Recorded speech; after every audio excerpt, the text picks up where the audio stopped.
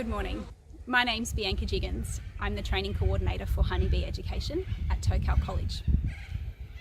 I respectfully acknowledge the traditional custodians of the lands and waters of New South Wales and pay my respects to elders past, present and emerging. I'm lucky enough to work on the Wonnanura Nation here at Tocal College.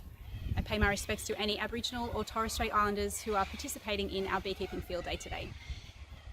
Good morning and welcome to the 43rd Tocal Beekeepers Field Day. My name is Julie White and I'm the Manager of the Adult Education Program here at Tocal College and oversee the delivery of the bee training. And it was my great pleasure to welcome you to the 2022 Tocal Beekeepers Field Day. I would like to acknowledge elders past, present and emerging as I come to you here from Wonnarua country in the Hunter Valley. New South Wales is a significant part of the national beekeeping industry and is experiencing substantial challenges at the moment. So it's really important that we have days like today where we bring people together and share knowledge and expertise.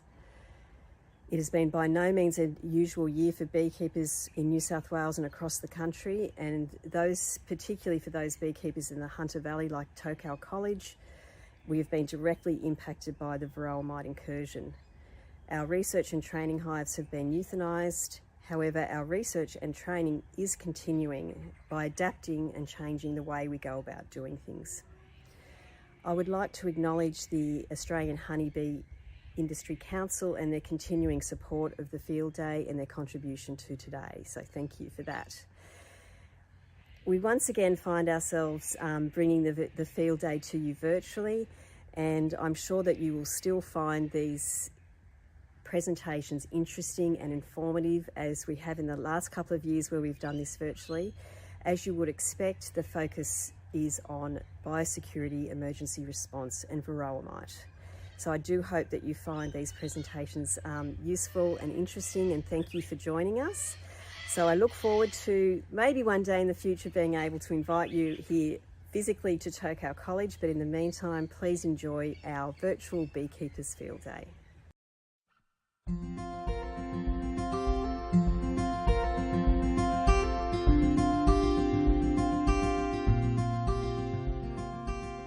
Tocal College has published close to 100 books on all aspects of agriculture and land management. All of our publications are up-to-date, best practice, accurate and reliable references relevant to modern ag. They are easy to read with useful illustrations and photographs for practical understanding of the subject matter. Printed and electronic, Tocal's publications in beekeeping titles include Honey and Pollen Flora of Southeastern Australia, Bee Ag Skills, and our ag guidebooks, Healthy Bees, Queen Bee Breeding, Honey Harvesting and Extracting, Pollination using honeybees, and Australian Native Bees, available now from our online bookstore. Thanks for tuning in today. As a reward to all our loyal listeners, we would like to offer 10% off all publications on honeybees. Head over to the Tocal bookstore to make your purchases before the end of the weekend. Our first speaker today, presentation coming from Dr. Chris Anderson, Manager for DPI Biosecurity and Food Safety. He's doing a quick presentation on the current situation for the emergency response for Varroa incursion.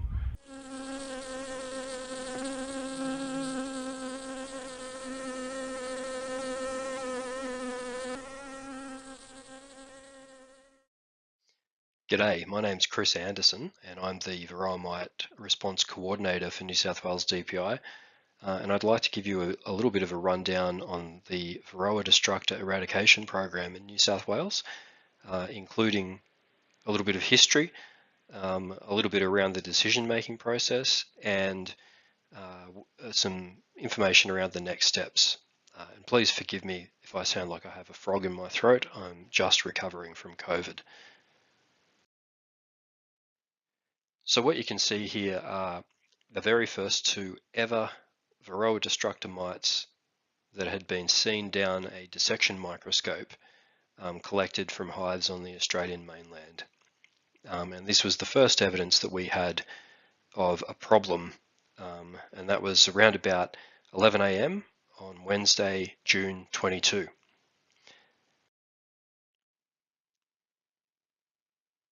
So the Varroa destructor eradication campaign obviously started with the detection of those two mites which had been collected off a sticky mat from these two sentinel hives here at Newcastle, which you can see.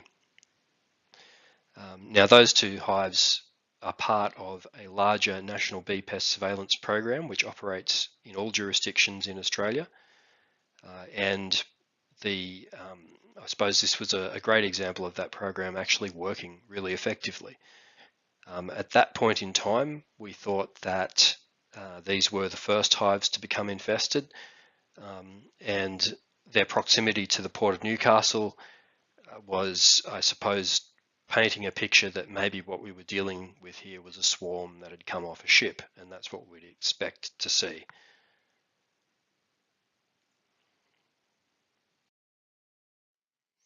So before I launch into what happened next, I just want to give you a bit of background on the Australian Biosecurity Committee structure. And so we have, under a biosecurity response in Australia, we have a system where the jurisdictions are the combat agencies. So in New South Wales, it's the Department of Primary Industries. In Queensland, it's DAF, the Department of Agriculture and Fisheries. And then in Victoria and in Tasmania and the other states, it's their state agriculture department who leads the biosecurity responses. Sitting above us at the national level is something called the Consultative Committee on Emergency Plant Pests, or the CCEPP, which is the committee of, or the National Committee of Technical Experts, the people that make technical decisions about, is it feasible to eradicate, and is it cost beneficial to eradicate? And that committee then in turn makes a recommendation to what's known as the National Management Group, or the NMG, and these are the decision makers. These are the people who take that technical advice and then make resource decisions and commit funds to action those decisions. So they're the heads of department and industry leaders across the country.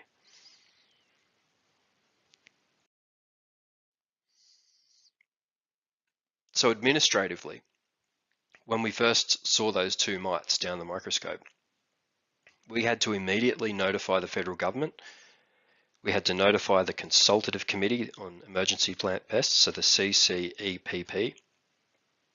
The CCEPP then needed to agree that it is an emergency pest, which triggers what is known as the Emergency Plant Pest Response Deed. That decision triggers that deed, which is a deed of agreement between industry and government parties in Australia to cost share responses to these pests. And then a response plan needed to be developed and approved for implementation by the National Management Group, the NMG.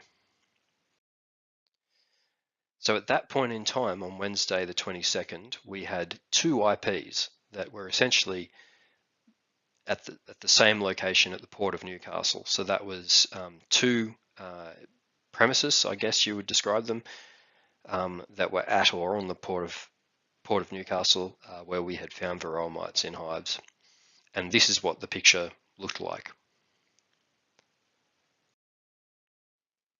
By Friday, July the 8th, so a few weeks later, we had around 30 detections. And so those red 10-kilometre circles were up to about 30, and the area around Newcastle was now starting to look a bit more like a blob.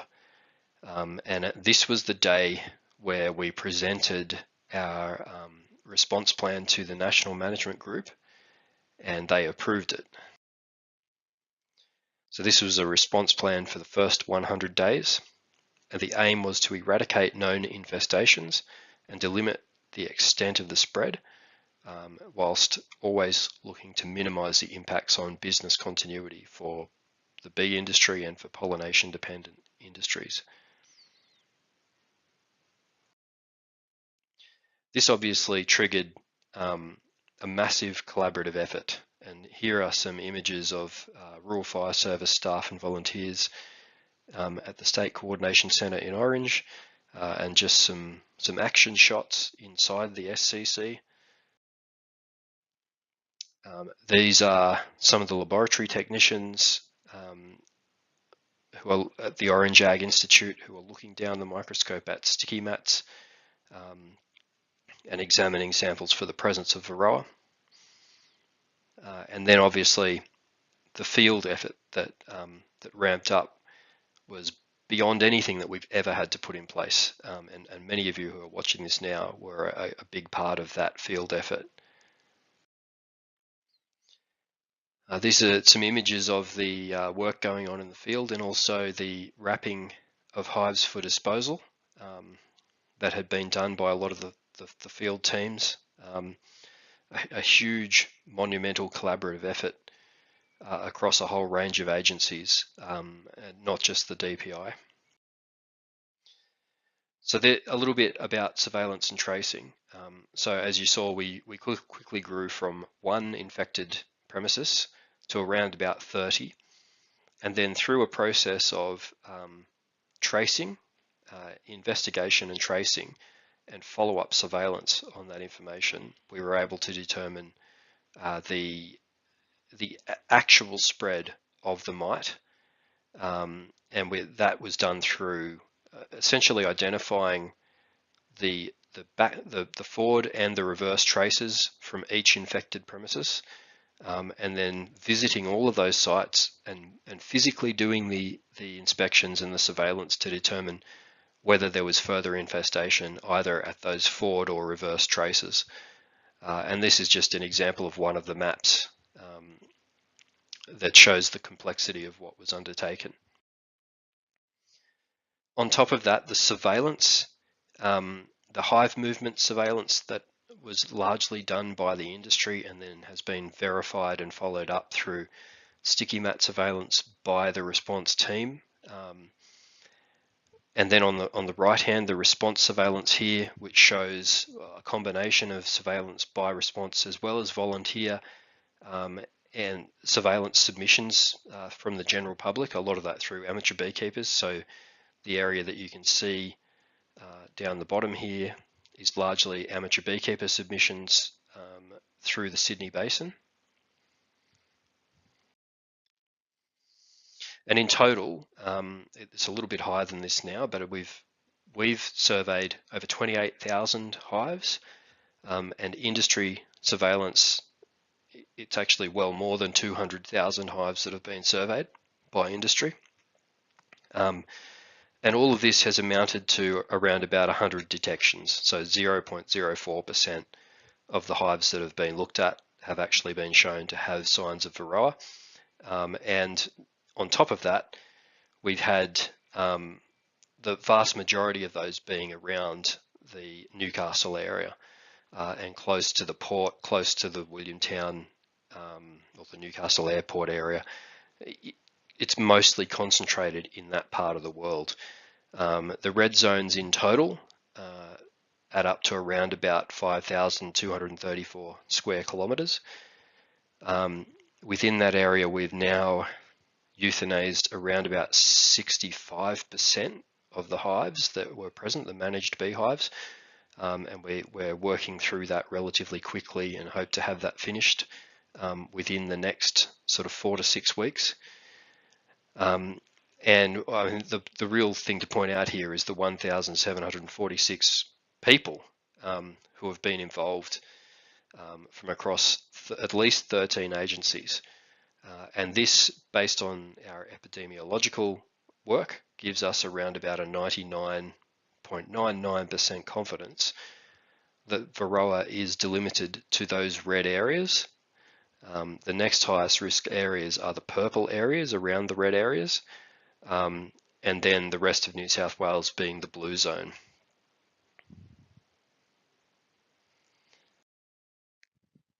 So what happens next? Well, what has already started is the wild bee baiting program.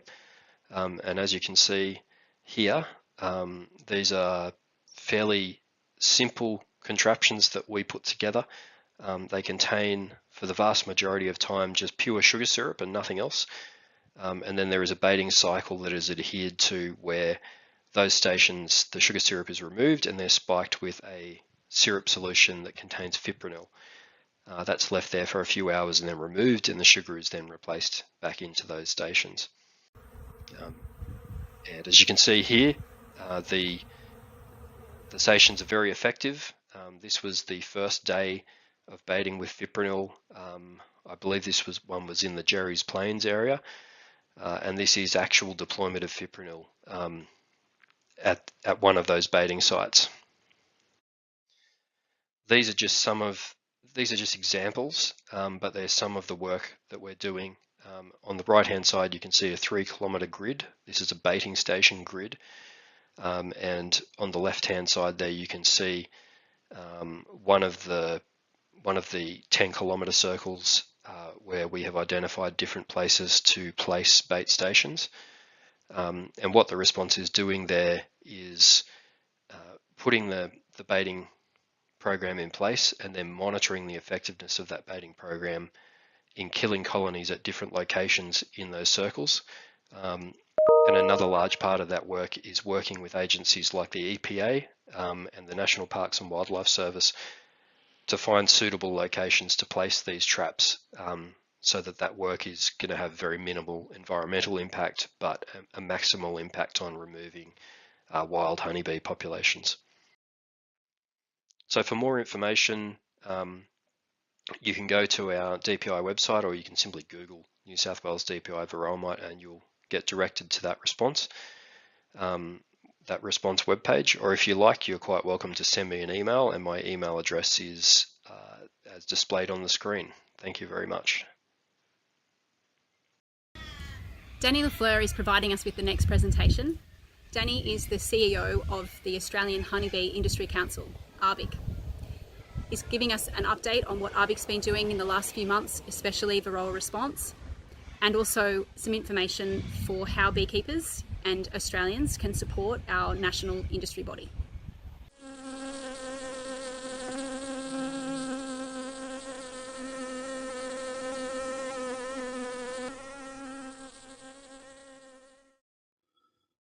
Well, hi, I'm Danny Lafleur and I work for the Australian Honeybee Industry Council. I'd really like to thank Tocal for allowing me to present to you guys today. It's been Tocal Field Day has a really long history and proud history of providing information and communications out, and I'm really excited to be able to be invited and be able to share with you a little bit about what ARBIC does. So ARBIC is a representative body that represents the whole honeybee industry across the country to different stakeholders. So we have a member bodies base, or a representative structure, which includes all the state industry associations that you can see there, as well as across the value chain, honey packers and marketers, queen breeders, and behind my screen there is the Crop Pollinators Australia. We've been really excited to be able to welcome on board as a new member a couple of years ago now is the Amateur Beekeepers Association Australia. They represent the recreational side of our industry to ARBIC and provide feedback based on that. The member bodies provide the strategic guidance to ARBIC through developing the strategic plan, but also through our member body meetings and AGM. It provides really the direction what ARBIC does on a high level annual basis. So all that feedback that we get from our member bodies and direction feeds into ARBIC as an organisation. From there, ARBIC works with a number of different stakeholders across the country to implement the outcomes that we're chasing. So we work with departments like the Environment Department, Department of Ag, Plant Health Australia, AgriFutures, a whole heap of other committees we sit on like the ACCC and Appomondia to achieve what we want to improve our industry. So, for example, through the Department of Ag, we work with that area of government for levies.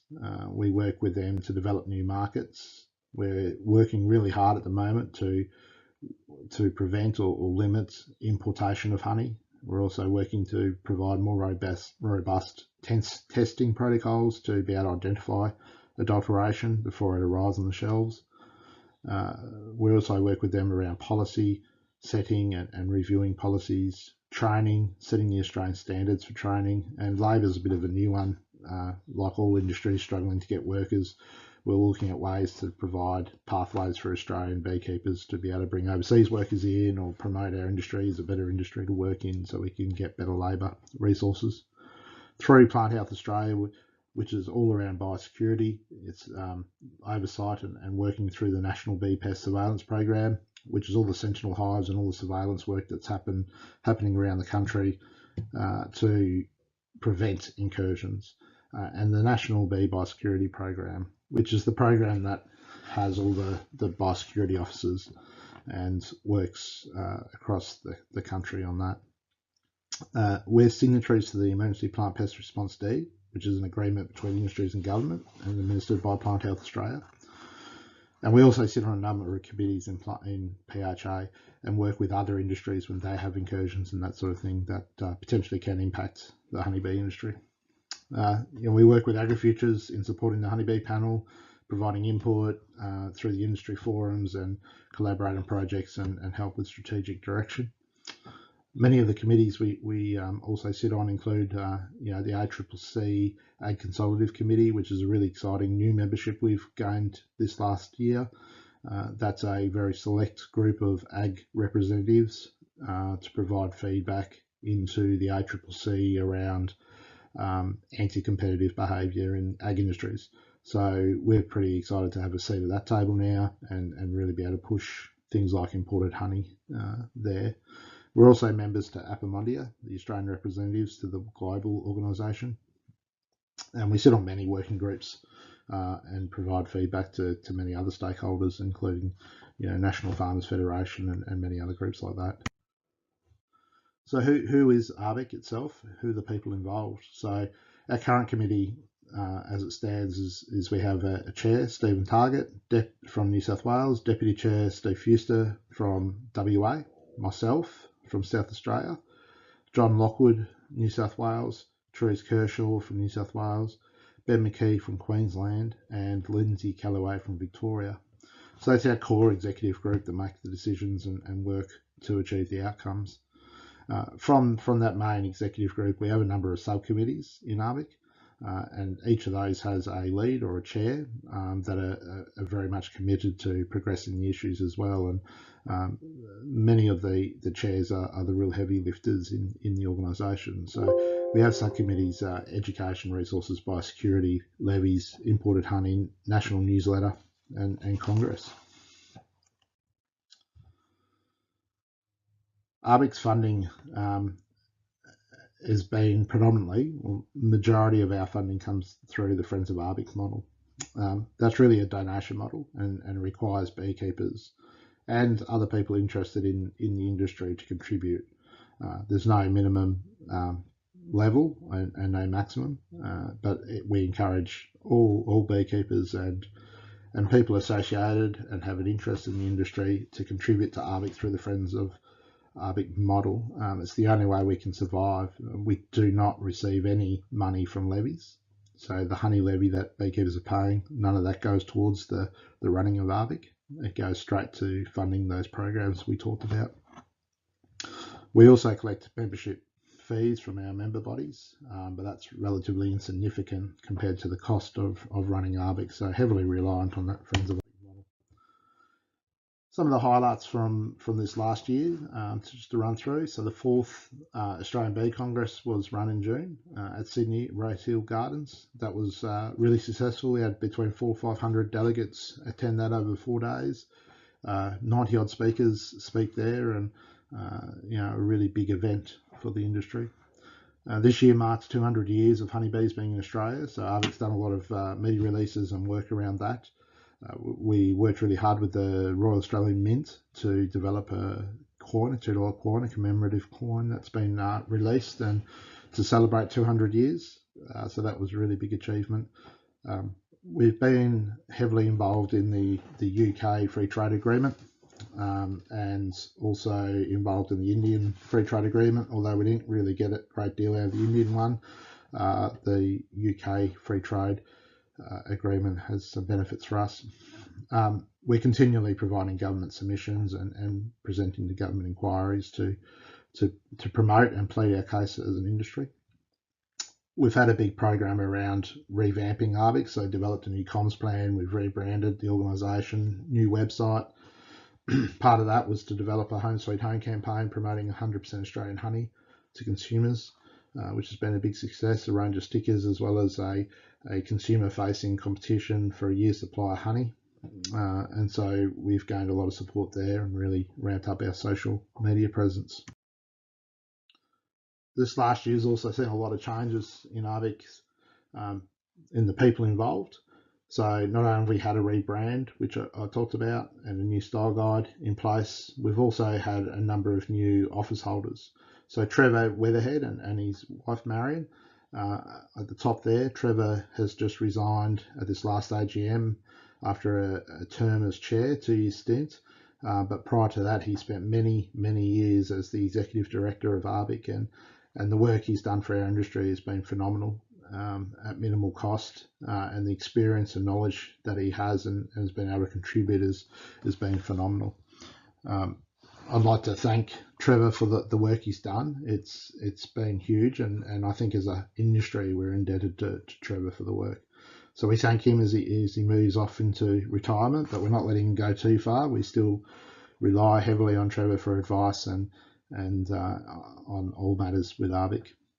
So replacing Trevor, our new chair, Stephen Target.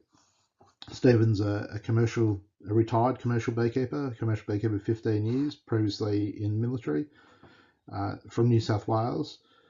Stephen is going to be really good for ARBIC. He has a sound knowledge of the beekeeping industry, really looking to progress not only ARBIC, but a lot of those key issues that we need to progress in industry as well. We also have had a change in CEO. So Helen Goodall resigned at Christmas, and I've stepped into the acting CEO role for 6 months, whilst that to buy us enough time to be able to really strategically look at ARBIC and look at the role, as well as go through the recruitment process and try and get the best candidate. So that was a competitive recruitment through an agency for which I applied, and luckily I've been successful in getting that role. So I'm just been appointed on the 1st of July as ARBIC CEO.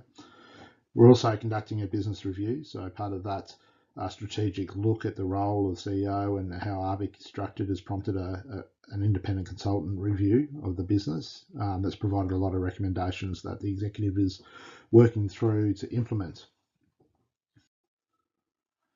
So the core business of ARBIC is all about working to our strategic plan. So we have a current strategic plan in place that was developed in 2018. Now that expires next year. So there's a great opportunity for everyone to get involved in setting the direction of ARBIC and what you want ARBIC to be for the next 5 years. That's something that we'll start working on once we get over a little bit of the Newcastle incursion and get back to a bit of business as usual. It'll be one of the first tasks we need to really get started. So there'll be an opportunity for everyone in the industry to contribute to that and set that direction for the next 5 years. But this current plan is really focused around resource access and security, maintaining functioning markets. So that's including imported honey and try and do some work around making sure that it's not adulterated and at a fair and reasonable price. Queen exports as well as packaged exports to markets overseas and maintaining those and trying to unblock some of those blocked markets. Ensuring that the beeswax that is coming into the country is not adulterated, and trying to work with government to develop policies to prevent that. As well as in there is testing, trying to develop better testing regimes to prevent adulterated honey. Biosecurity is a huge focus and obviously a real hot topic at the moment. So ARBIC's very much responsible for a lot of the biosecurity around the nation, including signatories to the deed, working with PHA on the different programs, and having oversight over the levies that fund the biosecurity. We're very focused on promoting the honeybee industry as a whole.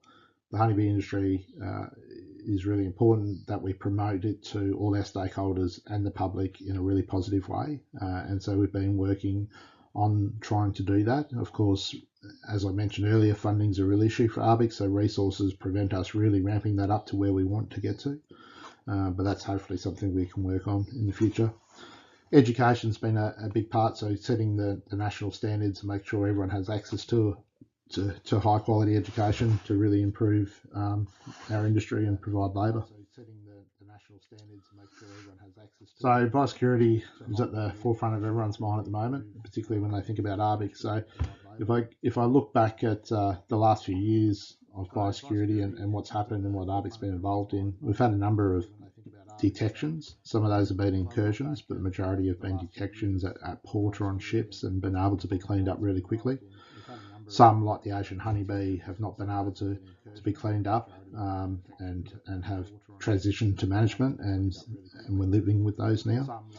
Obviously, the bottom one, Varroa destructor, there in 2022 is the most recent and probably the hottest topic going around. So I'll talk a little bit about ARVIC's involvement with the Newcastle incursion. So in any incursion pertaining to the honeybee industry, ARVIC is the signatory to the Emergency Plant Pest Response Deed, which, as described earlier, is an agreement between industries and government about how incursions are funded and agreed to and progressed. So in being a signatory to that deed, we're also participants in the consultative committee to the Emergency Plant Pest, as well as the National Management Group. Now, both these groups are the groups that oversee the response. They provide the direction and determine whether it stops or goes. So we're involved at that level as well. We provide oversight over our levies as an industry. So one of our important roles in this incursion is figuring out how we're going to be able to pay for it. So we have been, over time, contributing 4.6 cents a kilogram of honey sold, which has been divided up into different areas. One of those areas is into the Emergency Plant Pest Response Fund, which we do have some money in it, but not enough to pay for it. So we get 10 years to pay that back, pay that off. So we need to work as an industry to figure out how we can pay that. And that may involve either refining the existing programs and expenses or increasing the levy to bring more revenue in to pay for it. One of our big roles in any incursion is the industry liaison role.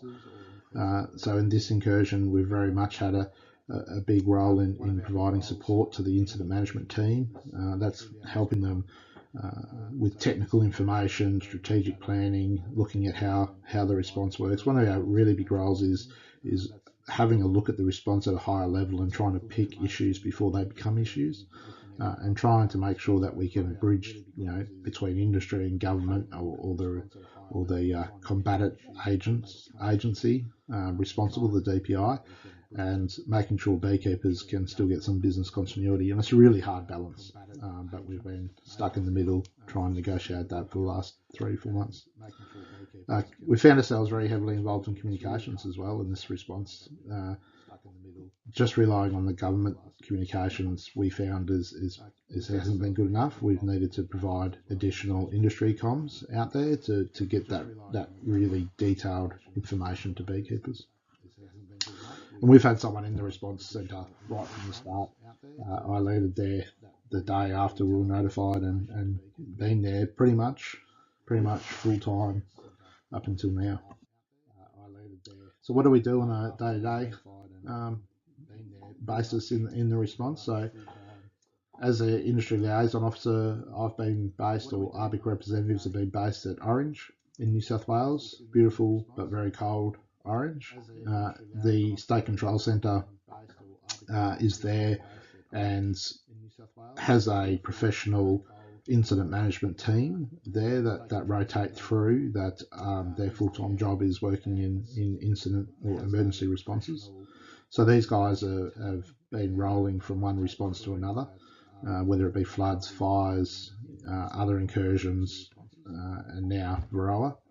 So they're very professional, know what they're doing, but they don't necessarily have all the honeybee industry expertise, and that's what we're there to help provide. So we'll often have our eyes over a lot of protocols, surveillance plans, risk assessments. We'll often cast eyes over comms before they go out. But like I said, a big role is to oversee and try and identify issues before they become issues, and work with them to find solutions to prevent that happening. We don't always catch it. There's been lots of issues that have come through that we probably should have caught earlier, but we didn't. But there's a lot of issues that we have caught as well that no one will ever know about. We attend that consultative committee and also the NMG, National Management Group, to provide the direction to the response and approve budgets. So a question I always get is, what's happening in the response? What's the future going to be? How are we going to, what does the next few years look like? And no one can really give people that answer because there is no plan. It all depends on how the response goes. But what we do know is the structure in place to make the decisions. So back early in the first couple of weeks of the detection, the consultative committee and particularly the national management group voted to eradicate. And once that vote to eradication is in, then we continue with eradication as the sole focus until a unanimous vote is that it's not technically feasible. So there's two terms they use a lot in the responses. It's about technical feasibility. So is it technically feasible based on the science and the information presented to eradicate the pest? And also the second layer of that is it cost beneficial? So the cost of the response and the benefits that eradicating the pest will have are still in the right balance. So for this response, there's 26 different parties, 15 or 16 industry parties, and all the governments, jurisdictions from across the country involved. And any decision has to be a unanimous vote. So we need a unanimous vote to deem that it is technically not feasible for the direction of the response to change. No one person has the power to change what we do. There's a response plan put in place that's also been voted on and agreed to, and the response has to stick to that plan. Any deviation from the plan then has to go back to those groups to be consulted and voted on again.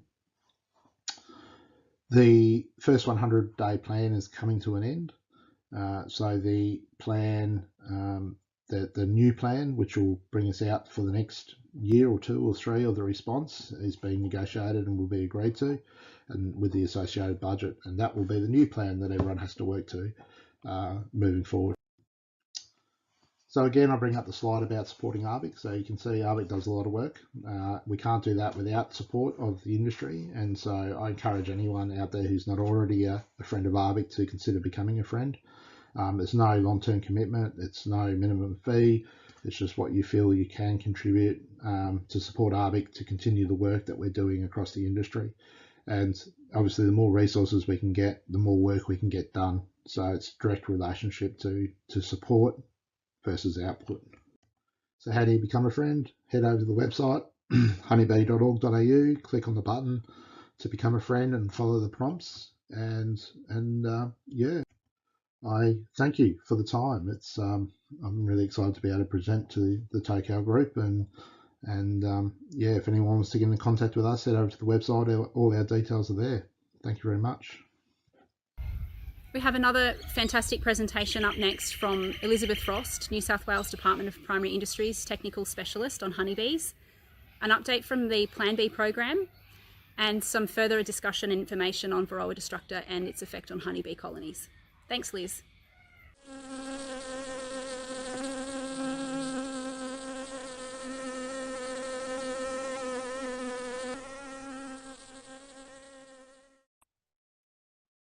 Hi, my name is Elizabeth Frost. I work for Department of Primary Industries based at Tocal College, and this is my 6th Tocal Beekeeping Field Day. Really happy to be joining you today, and normally I work as a technical specialist for honeybees with the Department of Primary Industries. My update today will be on DPI's Plan B research. That's Australia's National Honeybee Genetic Improvement Program, and an update in the context of the current Varroa emergency response and the Varroa incursion. So this changed our means of operation at Tocal from June of 2022 pretty substantially. So Varroa mite is one of the most damaging mites to affect the beekeeping industry globally, and Australia being one of the last strongholds that doesn't have it established as an endemic pest. And we certainly don't want it to become established either. So that's why the nation has this structure that comes into play when a Varroa incursion happens, which we're currently experiencing.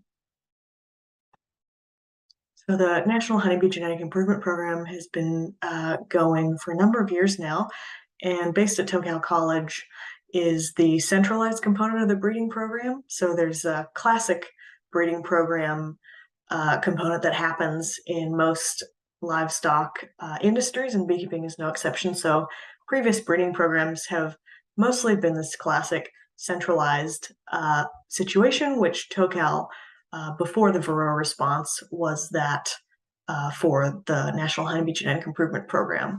So supported by AgriFutures Australia, we've got funding for this program through the federal government. research partners on the right-hand side here who are helping us through the second phase of Plan B. And we've got funding from industry as well, so horticulture, agricultural industries, and the beekeeping industry. So from the 22nd of June, 2022, we were notified of Varroa mite incursion found by our National Honeybee Pest and Surveillance Officer in a sentinel hive, and from there we all saw the story unfold as surveillance crews went out and delimited, or what's known as found the extent of the spread of Varroa over time. So we played a bit of catch up. So early days, it looked like things were moving pretty fast, but basically we were just catching up to the spread that had been happening unawares. So for this series of images here, what you can see is in the map that shows us our eradication zones in the red and the surveillance zones in the purple. And then most of the state of New South Wales is a blue zone. So general biosecurity is the blue zone. So no mites present, no mites detected in either the blue or the purple zones. And those red zones, the eradication zones, mites have been detected in the middle of those circles. So you can kind of see southwest of Muswellbrook here, out at Denman, there would have been detection in the center here, and then from that central point, radius of 10 kilometers out from that central point at Denman, at Jerry's Plains, at Stanhope, at Wards River, and Bulladila on the outskirts here. So most of our detections are in the greater Newcastle area, around the port and the airport. And that's why we've got a lot of these overlapping circles. And the map here has a location marked, and that's where Tocal Ag College unfortunately finds itself. So definitely within a red eradication zone. So like all other beekeepers in the eradication zones, we've had our hives euthanized as it's part of the national plan for Varroa incursion response. The images you're seeing on the left, those are for context and scale. So we've got different life stages of the Varroa mite here. The larger mite, this younger stage adult, and the exoskeleton is starting to harden, and mature adult females. So these are all females here. And the male is the smaller of the mite, which never emerges from the worker bee brood cell. So as a number of other presenters probably will mention, briefly, Varroa is a parasite of honeybees. It evolved with the Asian honeybee Apis cerana, and at one stage or another, switched hosts and became predominantly a feeder on Apis mellifera, our western honeybee. And that's where it concerns us. So the mite will inhabit brood cells that are just about to be capped. So a female mite will smell different cues that the brood is putting off, which indicates to the mite, okay, this is going to be capped soon. So I'll go crawl down in that worker jelly until the cell is capped by worker bees, and then she'll start laying eggs. The males that emerge will mate with their sisters, and then when that worker bee emerges from the cell, so will any female mites that are potentially pregnant and establish and reproduce in subsequent worker brood. The picture on the bottom just has a female Varroa mite for scale on a $2 coin, so roughly the size of a large pinhead or a large sesame seed. They're very difficult to see with the naked eye on honeybees because they predominantly, when they're on an adult bee walking around, predominantly located on the underside of the abdomen, really tucked away under some abdominal segments. So only about kind of half of the mite showing out of those abdominal segments. So as you can see from this map, there is understood containment area surrounding the different infected hives, or infested hives, I should say, that have Varroa. And the response is working into those zones, eradicating hives, now focusing in on the greater Newcastle zone. So the National Honeybee Genetic Improvement Program used to look like this, selecting queens for our top 5 traits: honey production, good temperament, low or no chalk brood, good brood pattern, and cleanly box, so not a lot of debris on the bottom board, low European foul brood, if any. And so we had been selecting for all those things, and unfortunately we've had to wrap up the reference population at Tocal because it did land in the red eradication zone. So previously, last measurements we took, I weighed all of the hives before winter, and we weighed all the hives again at the end of winter and looked at brood patterns. So trying to inform our knowledge about those overwintering and spring buildup traits. These hives had, I also collected worker bees at the entrance for some nosema counts, but those processing those samples obviously is on hold because DPI is all in on the Varroa response at the moment. So from this, unfortunately, we're in the red zone, so we've had to have all our hives eradicated.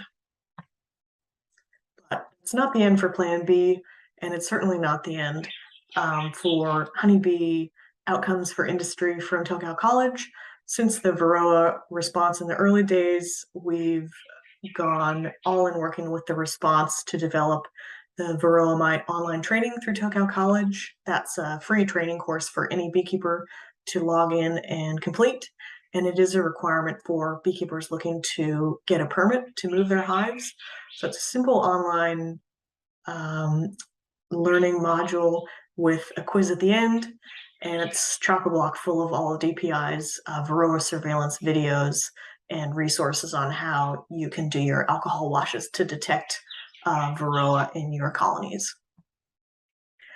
We also had education training coordinator Bianca Jiggins and Joe Hathaway from our schools program do a quick turnaround and get this schools program out for stages 3 and 4 on investigating Varroa. So not only are registered beekeepers skilling themselves up on how to identify and survey for Varroa, we're also getting school kids to learn about Varroa mite and how what it looks like, how to find it, and what great impacts it has in terms of ongoing management, increased labor costs, increased costs of pollination rental fees, and those flow-on effects that could have an effect on the cost of our food. So Plan B, we don't have the reference population of hives to manage presently or select within. We did manage to conserve some queens, so that's a process that commercial queen breeders who are in the eradication zone also have access to, and at least one other queen breeder has had that process available and taken up that opportunity. So we've had queens assessed and found to be Varroa mite free. We've also assessed the colonies they've come out of through alcohol washing and through surveillance using miticide strips and sticky mats and finding no Varroa mites. So their hives have since been euthanized, but the queens, a small number of queens have been conserved and are being surveyed for selection traits by commercial queen breeders. Sorry, there's a very friendly springtime bird in breeding territory wars outside my window right now. So what is Plan B doing now? We are continuing on the work that we've started with the program in the decentralized version. So we're working with Australian queen breeders currently time of this recording in Tasmania, New South Wales. Shortly we'll go to South Australia as well and deliver our breeding manual workshop. So on selection, breeding for bees, teaching beekeepers how to do that themselves, and also going to different operations and collecting records and working out how to more efficiently get beekeepers to collect records in their operations so that they can really hone in on how to improve the traits they prefer or that would help their business get a greater bottom line. So Tocal's breeding objective, for example, You need to think to yourself, well, what do I value in my beehive? What are, say, the top 3 things you value in your beehives, and how would I select for those? And also, what are the times of year that make sense for me to collect those, and do I need more labor, for example? If you do and you'd like to get in touch with Plan B, I've got my contact details at the end of this presentation. We've got a new starter technical officer, Emily Nordyke, who's coming from the US, involved previously in the Bee Informed Partnership. And she and I and our partner, Dr. Nadine Chapman from Sydney Uni, will be ramping up field visits to queen breeders for data collection of this nature. So get in touch with us, please. And the goal is to skill up those queen breeders around Australia to just help them do what they already intuitively know they want in their operations. So if it's honey production, temperament, low chalk brood, we want to get in touch with you and see if we can't work with either your existing records and how you collect information already. We can work with data that's collected in a specific way to your operation that works for you. We can type up data and get it to our University of New England partners at the Animal Genetics and Breeding Unit, and they will analyze it using their expertise as livestock geneticists and work with you and ask different questions of your records that maybe you'd never been able to have the time, or maybe haven't had the right person to ask the questions to.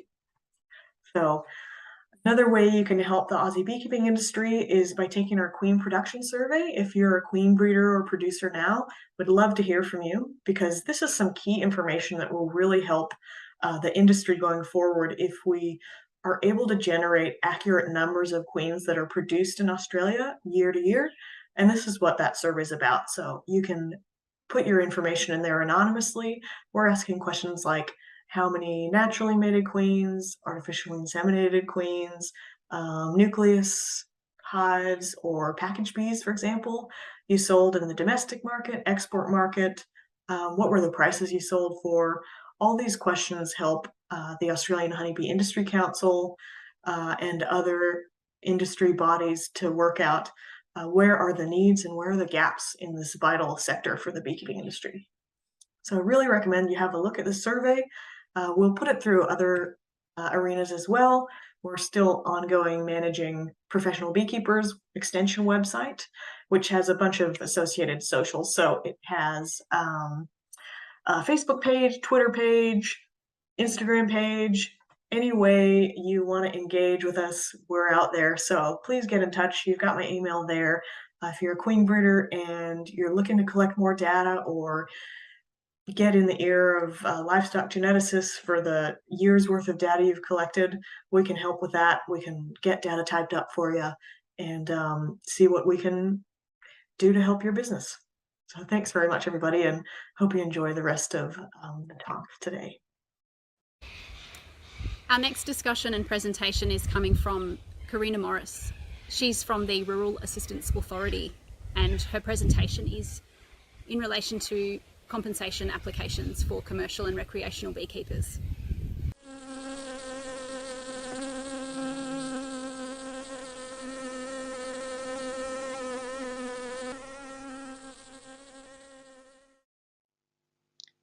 Hi everyone, I'm Karina Morris and I am from the Rural Assistance Authority, and I will be running through a little presentation on the Varroa mite emergency response programs that the RAA are currently administrating for both commercial beekeepers and recreational beekeepers.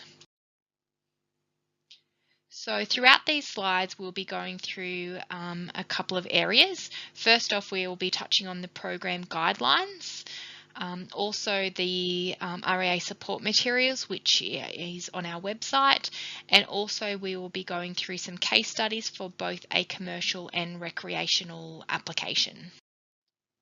So first up, we'll just be running through the program guidelines for the commercial beekeepers. So on this slide here, we've just got the assistance available. So this is what is eligible for reimbursement under the Varroa mite response program.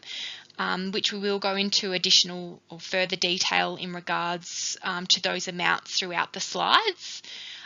Also too, there is an eligibility criteria that is needing to be met for applicants to be eligible for the reimbursement, which are listed here on the screen. So applicants, so commercial applicants do need to be a DPI registered beekeeper. They also need to have the ANZAC code that is relating to beekeeping, so 01930. Also too, we will require evidence of tax returns or financials to show the active production at the time of the emergency response, and also to a DPI Varroa case number, which is provided to the applicants from the authorised officers. So the second program guidelines that we'll run through are for the recreational beekeepers. So this is a little different in regards to the reimbursement amount, which is obviously stated above there in the slide in regards to the amounts per hive that will be eligible. Also too, for the recreational beekeepers, there is also an eligibility criteria that is required, and each recreational beekeeper must meet those 3 eligibility criteria to receive that reimbursement. So first off, they do have to be a registered beekeeper, and that registration number is required on both their DPI Varroa case and also their RAA application form as well. So up next, we'll just be going through some of the RAA support materials. So on our website, so www.raa.nsw.gov.au, you can follow the links through grants and Varroa. And on this website, there is information in regards to the program. So we'll have our program guidelines, also our frequently asked questions, the RAA contact details, and also to other links to DPI and other information for this response. So on this slide here, we have a commercial application form. So this is what the applicant will need to complete on the RAA website to submit for reimbursement. The next slide here is an example of the recreational application.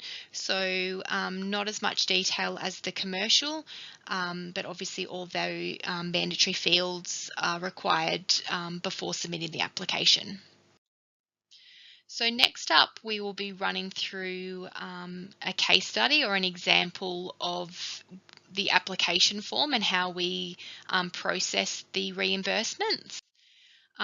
So first up, we'll be running through the commercial application. So as touched on earlier, under the eligibility criteria, an applicant does need to provide evidence of their ANZAC code and also trading income or current trading income.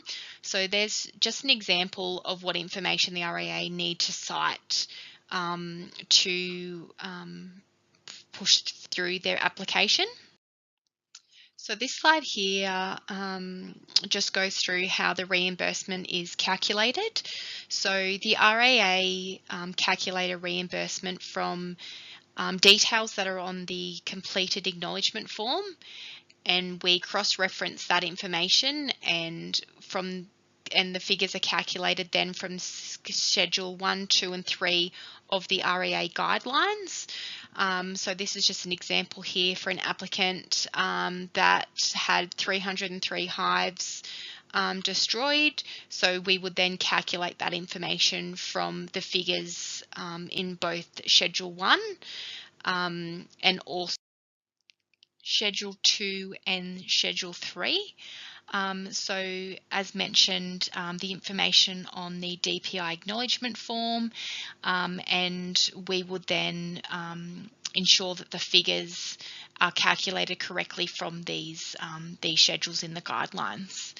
Noting that the foregone honey is calculated per hive, so that $117 is calculated per hive from the acknowledgement form as well.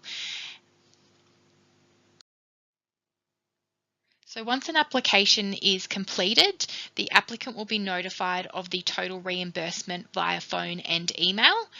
Once this email has been sent, those funds will be processed within 10 business days. If the applicant believes that the reimbursement amount isn't adequate, they can request a review into this amount, which on the slide here we've got an email address for where the reviews are to be submitted, which is varroa.response@raa.nsw.gov.au. So the applicant does have 20 business days to submit their review, and this is from the date of the approval email being sent. And the appeal will then be heard by an independent review panel within RAA, and the applicant will be then notified if additional funds would be released under this program. Also noting too that if applicants are refused for not meeting the eligibility criteria, which we did touch on earlier, which is under section 4 of the guidelines, the applicant will need to submit a review of this process through our website, which is the details on the slide. Up next, we have an example of a recreational application and how this is then calculated. So the information is derived from the completed DPI acknowledgement form, and is then calculated from figures in section 3.1 of the guidelines, which indicates the available reimbursement per hive. Please noting that the acknowledgement form is required to have the beekeeper registration number and also the case number clearly stated on there. Once the calculation has been completed on the recreational assessments, our assessment officers will contact the applicant to confirm bank details and also the amount of reimbursement, and that would be paid within 10 business days. If the applicant were to be refused due to not meeting the eligibility criteria, the applicant can request a review into the refusal within 20 business days, and these refusals are to be lodged through the RAA website, and this information is actually provided to the applicant in that refusal process. And we've just got here on the slide the process of the appeal for this one. That is the end of the presentation, so I'd like to thank you all very much. Not sure if we will be doing questions now or at the end of the day, but open and happy for any questions that you do have for the Rural Assistance Authority regarding the response program and the assessments for the recreational and commercial beekeepers. Thank you very much. I welcome our next presenter, Dr. Andy Barron, talking about honeybee neurobiology and the dreadful effects that Varroa destructor has on honeybee colonies.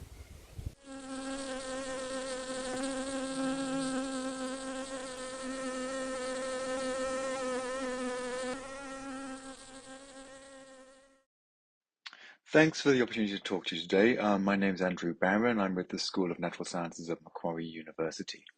And I was asked to talk to you a bit about the Varroa mite.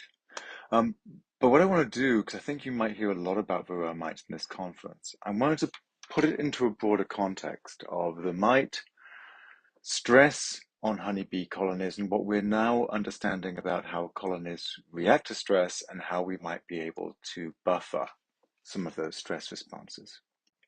So it's a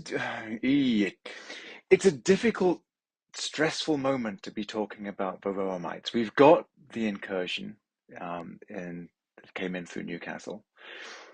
And right at the time that I'm recording this, which is early September, we've now gone more than a week with no new detections of infected colonies. So we're at that, I don't know, there's that really stressful, cautious optimism that maybe we've actually got on top of this and maybe we've got it under control. And I really want to lean into that optimism, but I think we're going to have an anxious wait before it might be possible that we might be able to say this is under control and we've got this thing eradicated. And I really, really hope we can say that. But it's all going to depend on what we see in the next swarming season. So let's hope we keep hitting these days of no new detections. And let's hope that everything I'm saying about the Varroa mite and stress on bees remains of academic interest only. And we can go back to being the only major island in the world that is still free of Varroa mite. Let's hope we get there. I want to kind of put things in a context because when I talk about bees, when I do research on bees, people ask how are bees in Australia doing relative to the rest of the world, and I think this slide really shows how we're doing relative to the rest of the world.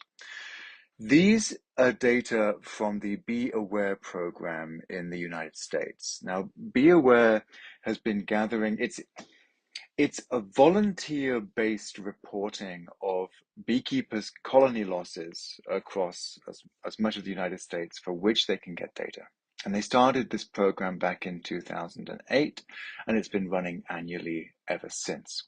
Now, we could critique these data because it's voluntary reporting, so maybe there's a bias in who's sending data in. But even so, we've got enough of this data now that we can see some clear trends. And what is scary in these trends is we are reliably seeing more than 40% of colonies dying each year in the US. Now, of course, that's much higher than we're experiencing in Australia, and that's pretty damn horrific. What's nice about this is that the data are broken down to an overwinter survey and losses in the summer, and then they're also reporting the total annual losses. So you can see those in the different colored bars on this graph here. They only started recording the summer data in 2011. And I think what's also alarming is the summer data in some years is even higher than the losses over winter. So we have high losses year round in the US. This is not a good situation to be in. This breaks the data down by what they call backyard beekeepers, sideliner beekeepers, and commercial beekeepers. I think all these category names are a little bit rude. I think we kind of get what they mean, but not every hobbyist beekeeper has a backyard. I don't even know what a sideliner is, but anyway. Ignoring that, there's some interesting trends that are here in that what we could see, for example, is we might like to think that in the hobbyists, they might have more time to spend with their colonies and they might have lower death rates. But no, the death rates in the hobbyist beekeepers are higher than in the commercial operators. Now, perhaps if we were to come up with a reason for that, maybe we'd reach to there's greater expertise with the commercial beekeepers. Perhaps we'd need some data on that really. But this bucks that sort of folk idea that maybe we've got better cared for bees in the hobbyists.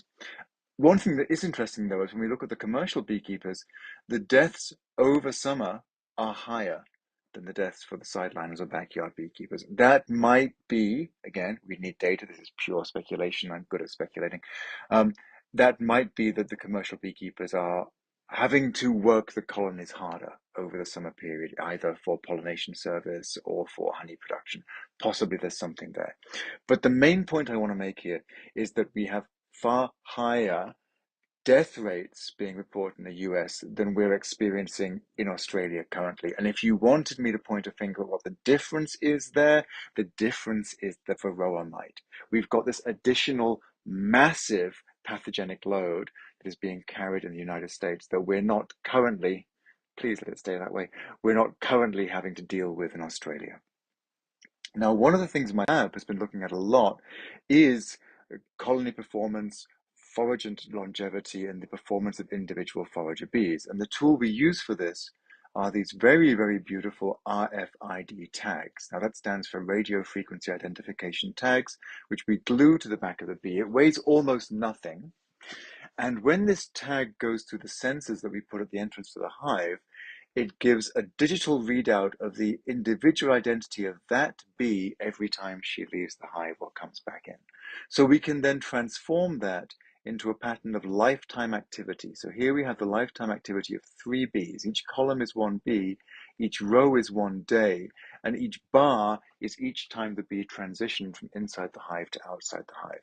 And you can see the richness of the data that we get. You can see the phases of the bee's adult life, from working inside the hive and only sort of sticking their head out the entrance once a day, to then this very, very active period of foraging that they maintain until they die.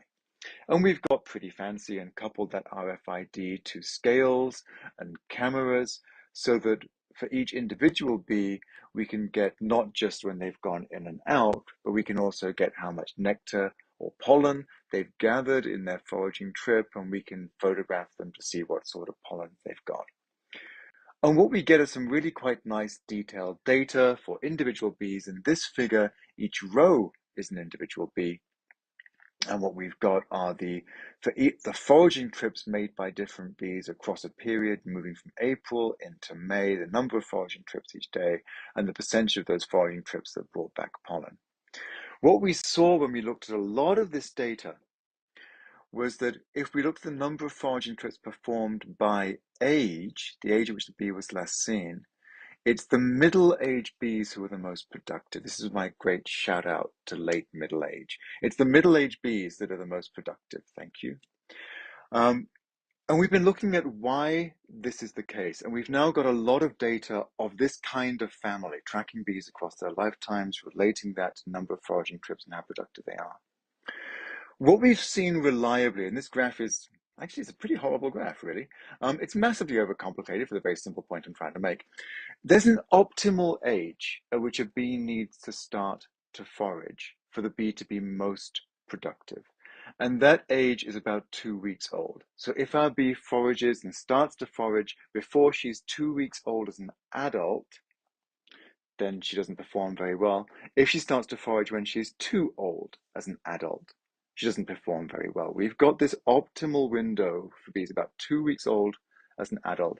That's if they start to forage at that age, that's when they're most productive as a forager. So to understand that, we put it into the context of the bee's working life in the hive. We know that bees spend the first, well, if they're laid as an egg, they spend the first 3 weeks of life in the hive developing as a larva, they pupate, they emerge as an adult bee. And then the first role of the adult bees is to stay within the hive and to raise the next generation of the larvae. So they'll spend about 2 weeks, hopefully, inside the hive, raising the next generation of larvae. Then they transition to foraging, and then they stay as a forager until they ultimately die.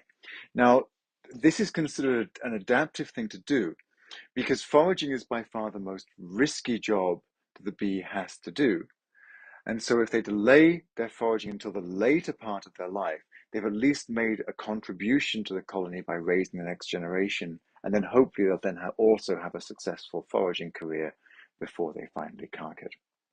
What we've noticed though, and this came from our work on pesticides, but also work that goes way back early into my career, is that if we stress the bees, we accelerate that pattern. We push them into a foraging phase earlier than they might otherwise be. So the work I've done at Macquarie University on the sublethal effects of pesticides showed this very clearly. We treated the bees with literally almost an undetectable amount of the pesticide imidacloprid, 5 parts per billion, right at the threshold we could detect the chemical. And they gave this minute dose of pesticides to the bees. We found that the bees that have been treated with imidacloprid, which is this column here, they started to forage 1.3 days earlier than normal. So the point at which they began to forage was moved earlier in their life. Now, 1.3 days doesn't sound very much, but a related consequence of that was that the bees that have been treated with imidacloprid, they produce about 1/3 fewer foraging trips in their lifetime. So here we've got the foraging flights, also the orientation flights here. Let's focus on the foraging flights. Here are our imidacloprid treated bees. Each dot is one bee, and this is the mean, the bar here and here. And you can see an enormous reduction in the lifetime foraging trips of a bee. So stress them with imidacloprid. They start to forage a little bit earlier, but we see a massive reduction in foraging flights. Now, this is another way of showing these data. Again, it's a complicated graph, but it shows these relationships quite nicely. Here we've got a control colony and a pesticide-treated colony. Here we've got the age at which bees started to forage from 0 to 23 days. And then color-coded in each bar is the lifetime number of trips that each bee made. What you can see in every case, the bees that start to forage when they're very young perform very few trips in their foraging life. We really want bees that are ideally in the yellows and red shades. That's what we want for our forager bees. We're most likely to see most of those bees in the bees that start to forage at about the 2-week-old point here or later. You see fewer of them in the very young bees. But if we stress the colony with imidacloprid, all the bees perform less well. More bees start to forage when they're very young, and the bees that forage when they're very young are less likely to be a successful forager. So if we stress the bee with imidacloprid, the bees start to forage when they're younger, they perform fewer orientation flights, and the lifetime foraging performance is reduced by about 30%. Now, it's not just pesticides that do this. Any stressor of the bee has this response. If a bee is stressed, the bee responds to the stress by starting to forage. That's the pattern that we now understand. So if we apply a starvation stress, we see the same thing. If we apply a heat shock stress, we see the same thing. If we apply a disease stress to the colony, we see the same thing. Even a migration stress, moving the colony, we see the same response. Stressed bees respond to stress by starting to forage when they're younger. Now, that is really, it's adaptive. If we think about it as a human, as a human organism, if we're stressed, our response is to try to accumulate resources so that we can actually give our body a capacity to recover from that stress. I think here we're seeing the same thing at the level of the hive. If the hive is stressed, the hive is reacting by bees going out to forage to bring the resources back to the hive so the hive can stock up on resources in the hope that it can get through that stress. But there's an unintended consequence of this that can potentially be quite destructive. And that's that if our young bees, if our stressed bees start to forage, and they start to forage when they're younger, and those younger bees are less good at foraging, the risk is that if the stress is maintained for too long, you compound the impact on the colony because you're sending out your young bees to forage, but they're less good at foraging and less productive, more likely to die. And the consequence of that could be a compounded stress on the colony. So we actually turned to some computational modeling to explore that. So we modeled how stress might impact a colony. And this is our kind of toy model of how a colony works. So we imagine that for any individual bee, this is how we modeled the bee moved through compartments in its life. It started off as a larva, it became a pupa, a capped brood, that emerged as what we called a hive bee, a bee that worked in the hive to raise the next generation. That then became a forager bee, and it was forager bees that died. Now, and this point at which the bee transitioned to foraging, this is essentially controlled by the stress on the colony. So if there's a strong existing foraging force, this will inhibit the younger bees from becoming foragers. We also modeled that the size of your hive bee population influences how many larvae can be raised by the hive. And we also modeled the dynamics of food in the hive. So we had food external to the hive. Food could be collected by the foragers, but the foragers also ate food. The hive bees ate food. The brood ate food. And if there was an interruption of food flowing into the colony, the stress response of the colony would be to actually cannibalize the larvae. And then any excess food, of course, a beekeeper would harvest as honey. So what we really want is a colony to build an excess of food. So that's our kind of model. This is how a colony works. And then the question we asked is, we're going to impose a stress in this colony by increasing the death rate of our foragers. Now that could be a consequence of Varroa mite, for example, weakening the foragers, making them more likely to die outside the hive. It could also be a consequence of a pesticide. It could be a consequence of a nutritional stressor. But all we did then was we incremented up the death rate on the foragers. And then we asked, in this simulation of a colony, what happens to the colony if we do that? We just increase the death rate of the foragers. It was actually quite dramatic what happened. Like, everything happened. We had, as a result of the foragers dying earlier, the foraging population fell. So our hive bees became foragers. That decreased the population of the hive bees. The hive bees weren't as successful as foragers, so we started to see hive bees dying in the transition to foraging. Because our hive bee population fell, then we started to see reduced capacity to raise the next generation of brood. As our forager population was now populated by younger bees, it was less effective. So we got a decrease in the rate of food being returned to the colony because the foragers were now less efficient. We saw a decline in food in the colony. And as we saw a decline in food in the colony, if we pushed this to the extreme, the amount of food in the colony was no longer sufficient to support the developing brood. And so then we really started to see a decline in the larval population. So just changing this one parameter, the death rate on the forager, which is the kind of thing a Varroa infection would do, or any chronic disease infection, or any chronic pesticide exposure, we had this knock-on effect to all of these elements of how a healthy colony would actually work. What was most telling was how these changes manifested over time. This again is quite a complicated graph, so we'll work with panel A here. And in panel A, this is our healthy condition. So here we had only 10% of our forager bees dying each day. That's actually probably what we'd expect for a normal healthy colony. So the average age of our forager bees, they would on average, a bee would have 10 days of forager life. That's pretty good. And here we've got the amount of food in the colony, we've got the number of foragers, we've got the age at which bees become foragers in the red line, we've got the brood population there, and we've got the hive. No, we haven't. So that's the hive bee population, and that's our forager bee population. So even though this is a model, we got a situation in the hive that looks very, very normal and very healthy to a beekeeper. We've got the hive accumulating an excess of food. We've got more hive bees than we've got forager bees. We've got a larval population, and the colony has grown to a healthy, steady adult size, and then it's reached a stable population. It's reached a mature adult size, but it's continuing to increase in excess of food, which a beekeeper, of course, would harvest as honey.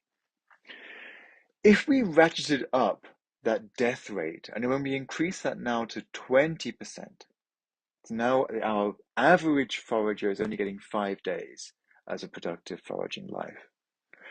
What we saw was interesting. We had the colony hit a stable state still. The whole colony shrank in size, became much smaller. It was still accumulating excess food, but at a much, much, much slower rate. And our colony is now sitting at a stable population, but a much smaller population. So a beekeeper might look at this and think, well, the colony is actually, it's doing okay. It's raising brood. It's got a brood population in there. It's just a little bit small, and there's not much honey for me to take off. But what that's hiding that this colony is under twice as much stress as a healthy condition. We ratchet that now to 40% of death rate on the forager bees. So now our average forager bee is only getting 2.5 days of a productive foraging life. Under these conditions, we don't really accumulate excess food. We're holding a stable population, but the colony is tiny and not growing, and the ratios are starting to change. You can see we've now actually got fewer hive bees than we've got larvae in the colony. I'm looking at panel C here. So the colony is now starting to look really odd, imbalanced, but it's managing to hang on. And that's the point I want to make. This is under 4 times the stress of a healthy colony. But the internal mechanisms to buffer stress are so good in a beehive, it's holding on, but it's only just holding on. It's just bringing back enough food to sustain itself. But notice it's still producing larvae. It's putting everything it's got into raising that next generation of larvae. But then if we move the colony literally over a tipping point, so we move now from 40% death rate to 42% death rate, we got a completely different dynamic. The colony, it's like the colony fell off a cliff. At this level of stress, the stress overwhelmed the colony. It couldn't bring in food. The food levels, even the food reserves in the hive, crashed, and everything went pear-shaped down to the point at which we had 0 bees, 0 forager bees, and could not model the situation beyond that point. So we had a tipping point, and this speaks to how colonies buffer stress. They have a phenomenal capacity to buffer stress. The consequence of that is a beehive can be under quite profound stress, but looks like it's kind of doing okay. You know, it's got foragers, it's got larvae, it's small, it's got a bit of food, but it's actually under monumental stress and it's just holding on. But if that stress goes over a threshold, the whole colony, the whole dynamic turns on itself and the population crashes and collapses really quite quickly. So it tells the story of how good colonies are at buffering stress. It means that we can't always see when a colony is under extreme stress. And it talks of the importance of reducing the load of stress on a colony. So if we want to make things better, how can we make things better? And I think the way to look at this question is what we need to do is reduce the total stress load on a colony. And I like to think of stresses of a beehive in 4 major categories.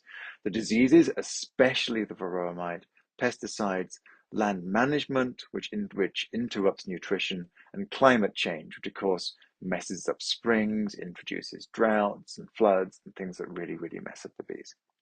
So what can we do to make things better? Beekeepers are really, really good at detecting diseases in their hives. Of course, the earlier you can detect and treat, the better to bring down the pathogen load on the colony. And this is my biggest concern for Varroa. If we get Varroa established in Australia, we have yet another pathogen load that we have to measure. Pesticides, reduce the exposure to the bees wherever possible.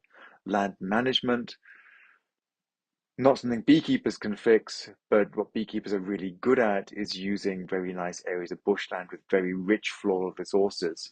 And I think hopefully we could potentially encourage farmers to put more refuges for bees into their environments that could give more stable foraging for the bees, so adjusting the land use practice models. Climate change, a hard one to fix. Really, we're going to have a different conversation about the economic model and what we value in our environments. So to summarize, really the story about the Varroa mites in the context of stress on a colony, and our job has to be to reduce the total stress burden that our hives are carrying. If we can take that stress burden down, the hives are more likely to prosper. The response of bees to stress, all stressors that I've studied, is that adult bees begin to forage precociously. The consequence of that is more bees are out foraging, but each forager is performing less well. And that compromised forager force will compound the stress on the colony.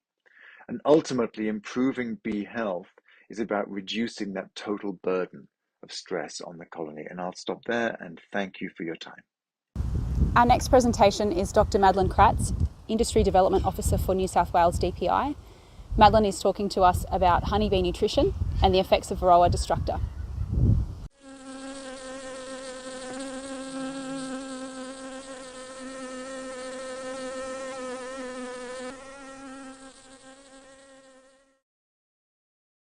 Hi everyone, and thanks for joining us for another online beekeeping field day. My name is Madeline Kratz and I work for the Department of Primary Industries as the Honeybee Industry Development Officer, and I'm based here at Tocal College. Today I thought I would take the opportunity to discuss our ever-changing management practices and specifically how that relates to honeybee nutrition. So in reality, we're constantly surrounded by changing conditions. And over the last few years, I think it would be fair enough to say that we've certainly been experiencing a lot of different events, from droughts to bushfire to floods, weather extremes, and so on. And that has had a big impact on our industry and individuals. So while we have been going through those events, there's still a need, or it can become quite challenging to still meet the needs of honeybees in terms of their nutritional requirements so that they can get access to the nutrition that they need. And the same applies to also meeting pollination needs and having strong enough bees, or in first place the resources to be able to build strong bees to then have the outcome or the pollination services that we would like to provide. I'll also quickly mention our current exotic pest incursion, and at the end of the talk I'll just make a few comments about how honeybee nutrition also plays a role in managing Varroa. So what happens when honeybees do not get the nutrition that they need? And in ways very similar to us, honeybees become more susceptible to disease. It also makes them more vulnerable to pesticides. And when honeybees don't get the nutrition, those nutrients that they require, it also affects their longevity. And we know that it also has an impact on their immunity.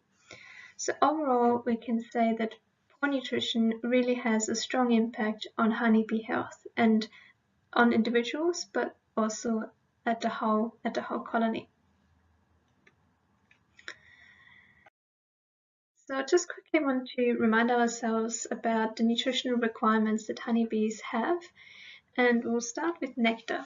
So nectar is really the source of carbohydrates or sugars for honeybees. And nectar also has other, besides sugar, it also has other trace elements such as minerals and vitamins, but it really is a source of energy for honeybees and essential for things such as flight, heat production. They also require large amounts of carbohydrate for wax production, and honeybees, I think as most of us know, can store nectar as honey in large amounts. But the important thing to note, and I really want you to remember this as we go through this talk, is nectar has a stimulating effect on brood production, and we'll come back to that in a little while. So what about pollen? And pollen really provides all other nutrients for honeybees. So that includes proteins, fats, sterols, vitamins, and minerals. And I think the important thing to note here is that different pollen types provide different concentrations of those nutrients. So for example, with protein, which can be broken down into its individual amino acids, can vary in the amount of protein that the pollen is providing to honeybees. So it can be, for example, as low as 7%, such as in some of our wind-pollinated species, but also up to 35% and even higher than that. Honeybees honeybees that have access to a protein source that's about 25% protein is a good source of protein, but the higher the better. And coming back to amino acids, honeybees actually have, that we know of, 10 essential amino acids, and they have to obtain those essential amino acids from the diet. So they cannot produce them by themselves. And we know that if honeybees, for example, do not get access to those or have enough of those amino acids, essential amino acids, then that can, for example, impact on their longevity. But honeybees also have requirements for fats, as I mentioned, so they need specific essential fatty acids as well, and specific concentrations of sterols, vitamins, and also minerals. And protein is so crucial for brood production, the longevity, and also the immunity. Pollen, as such, gets stored in much smaller quantities as bee bread inside of the hive, usually around a kilo or so. And the other thing I want to mention here is that, or emphasize again, is that not all pollen types have the same nutritional profile or produce the same quantity of pollen. So, for example, if you might have bees on a honeyflower or nectarflower of a specific tree species, it doesn't necessarily mean that while that specific species produces a good amount of nectar, that it is also optimal for pollen. So it might still not produce the necessary concentrations of a specific nutrient. And generally speaking, in Australia, a lot of our eucalypt species, for example, are low in isoleucine, but also it might not provide large quantities of that pollen.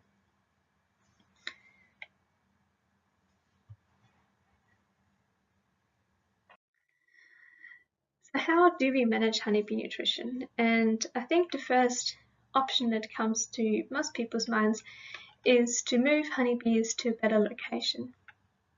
However, while that is the preferred option, it may not always be possible, either because there's limitations with access or because we simply don't have other sites where we can place bees, or they could be a long way away and it might logistically not be possible. So what are our alternative options, specifically when we're also talking about other conditions, such as if we are facing periods of shortage? And that is supplementary feeding. So with supplementary feeding, I think the interesting thing is that it currently, it has been practiced in Australia, it is practiced internationally, but specifically in Australia, it is something that has always been mostly looked at as a last tool that we would use, and quite often it can be used a little bit too late, or it is simply not a standard practice in Australia. And however, there's more and more of a need to be able to fill those shortages and to build bees up to certain strength for when we need it. So the question always becomes, why are we feeding and what are we trying to achieve?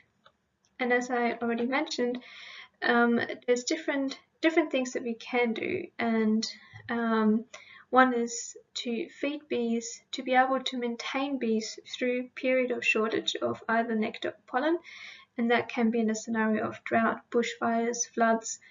It can also be just during a period of shortage or different species not flowering in the same year. If you're trying to build bees, and one scenario would be to build bees for pollination or for honey crop, to be able to get the maximum output, or to maintain the health of the bees through a crop pollination period, then we can also use different tools to stimulate bees by providing them with sugar syrup,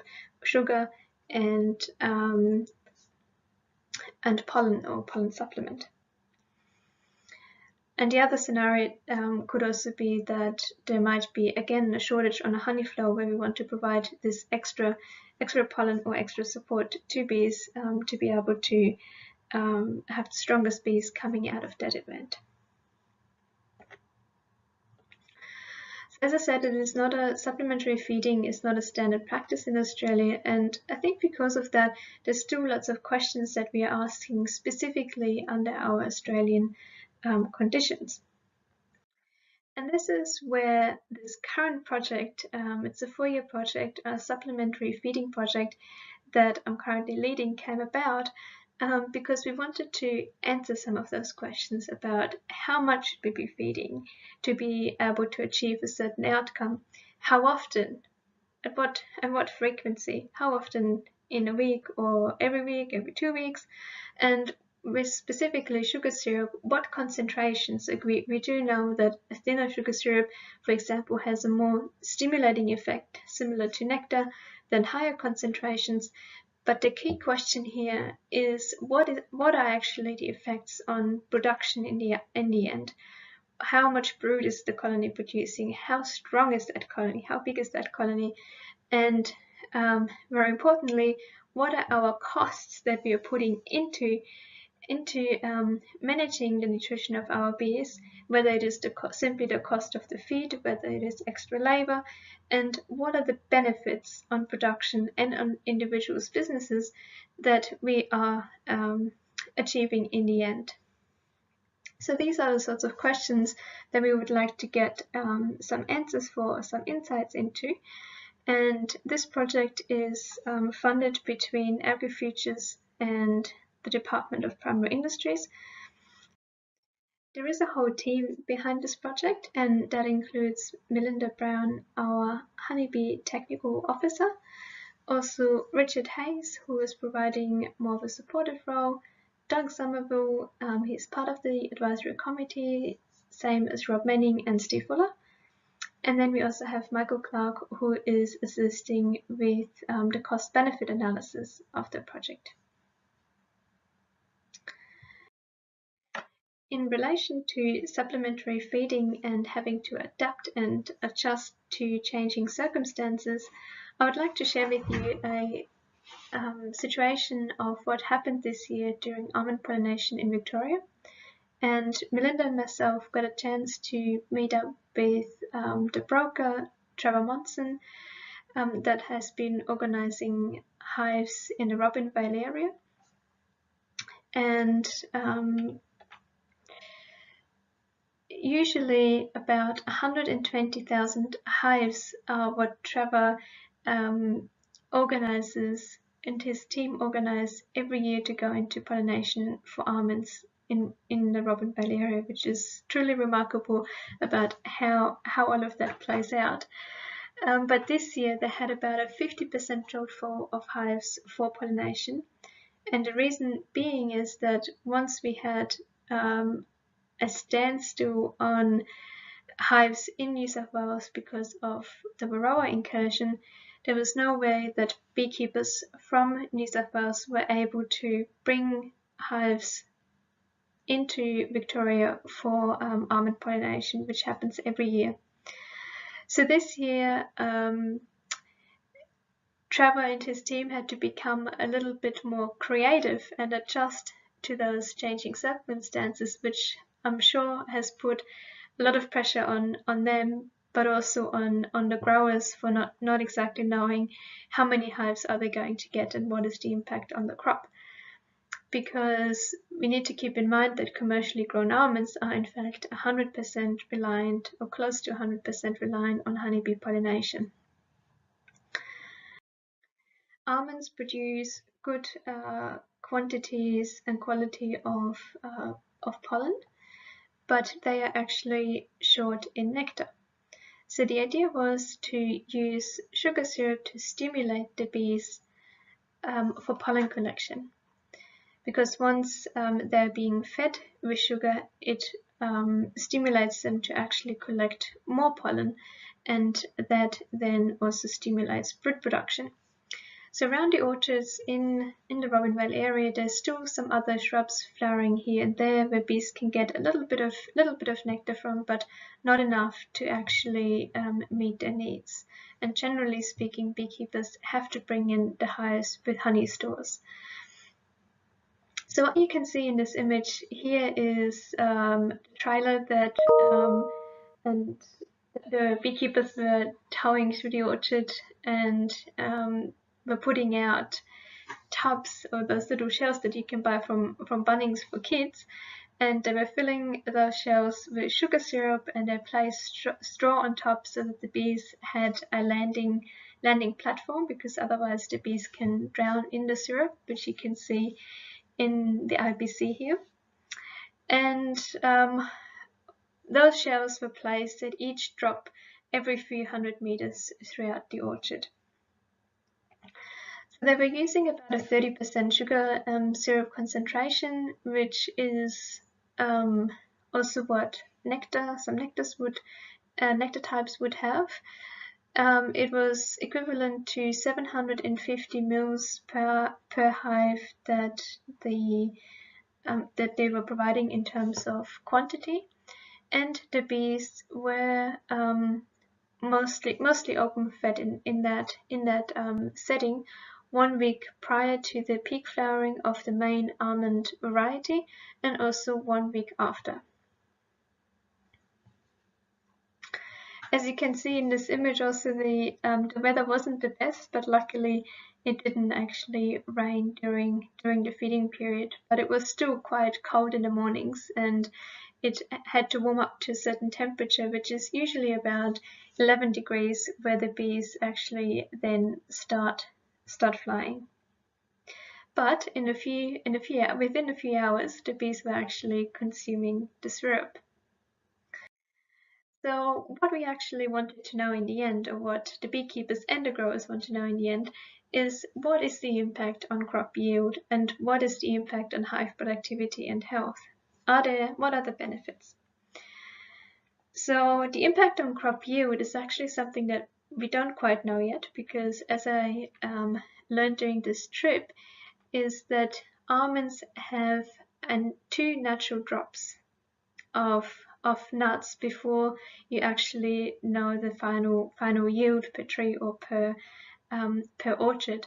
So the second drop is probably getting close to the second drop about at the end of October. So while we don't know the exact yield for this year just yet, I think there's certain things that we can certainly say about this whole feeding exercise. And that is that first, as I mentioned, the bees consume the sugar within hours, within at least 4 to 5 hours. It was also really good to hear from a grower that we spoke to, who noticed, and he said, "Oh, the bees actually they have vigor, like they are stimulated."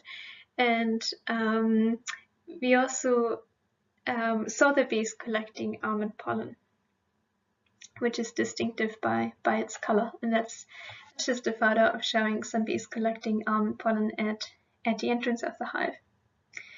But the other positive thing that I think is coming out of this exercise is that definitely beekeepers can also see a difference in the way that their hives are potentially coming out of the orchard.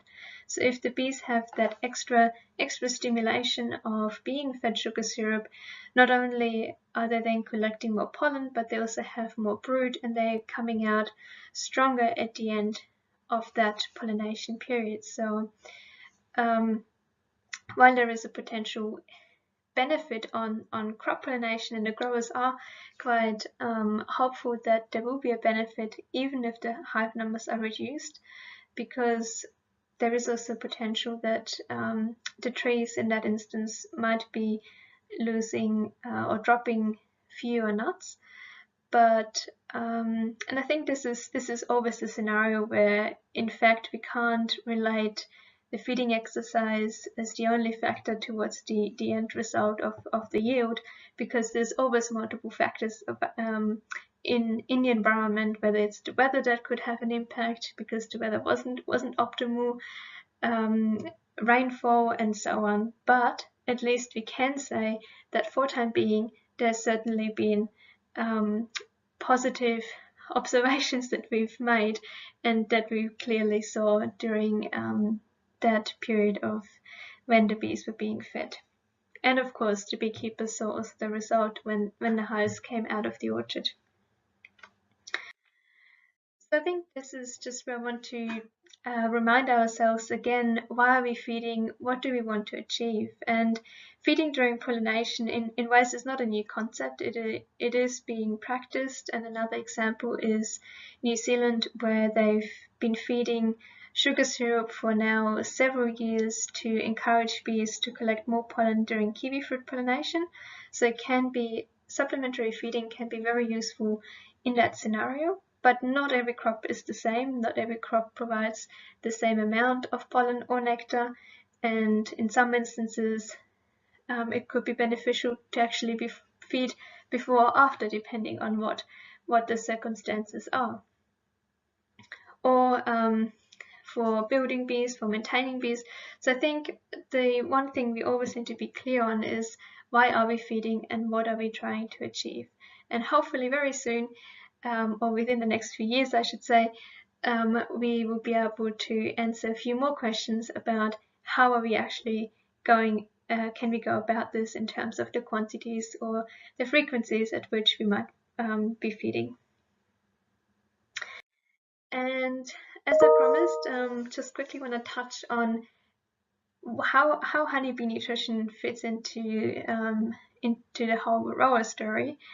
And I think the interesting thing is that again it shows that nutrition is such a crucial component of our overall health. So whether it is for humans or whether it's the same for honeybees in this case, because we know that once that mite gets into the brood cells and it affects the newly developing bees, we know that those adults that have been parasitized, they show suppressed immunity.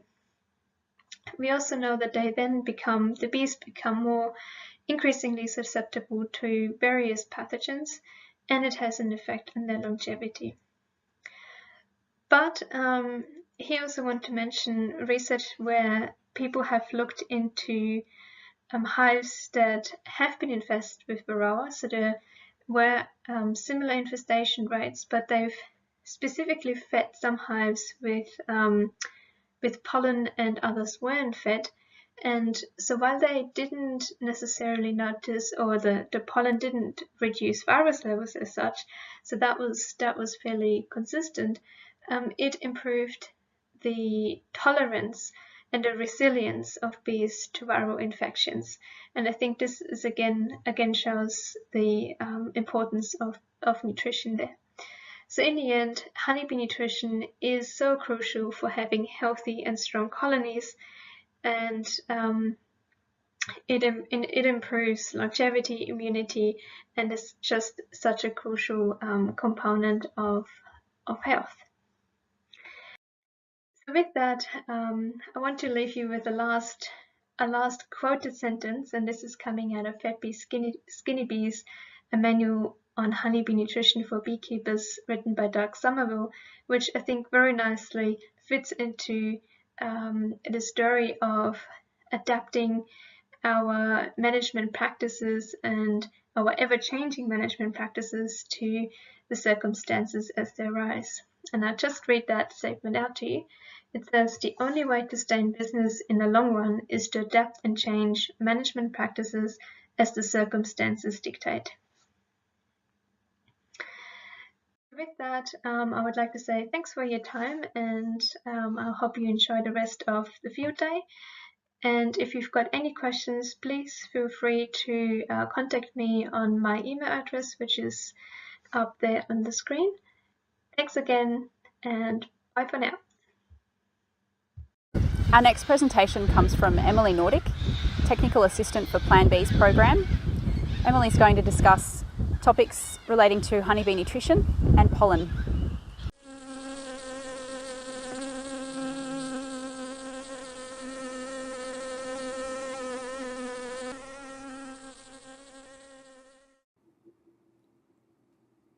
Hello, my name is Emily Nordic. I'll be speaking about pollen substitute research today. As you might have guessed, I'm from the United States. I recently moved here to work on the Plan B project with DPI. I'm super excited to start digging in, and I most recently worked for the Bee Informed Partnership, working on commercial honeybee colony health in the US, and then I got my master's degree at the University of Florida studying pollen substitutes, specifically with Dr. Jamie Ellis. So I've heard that pollen substitutes aren't as commonly used in Australia as they are in the US, but hopefully you'll still find this presentation useful.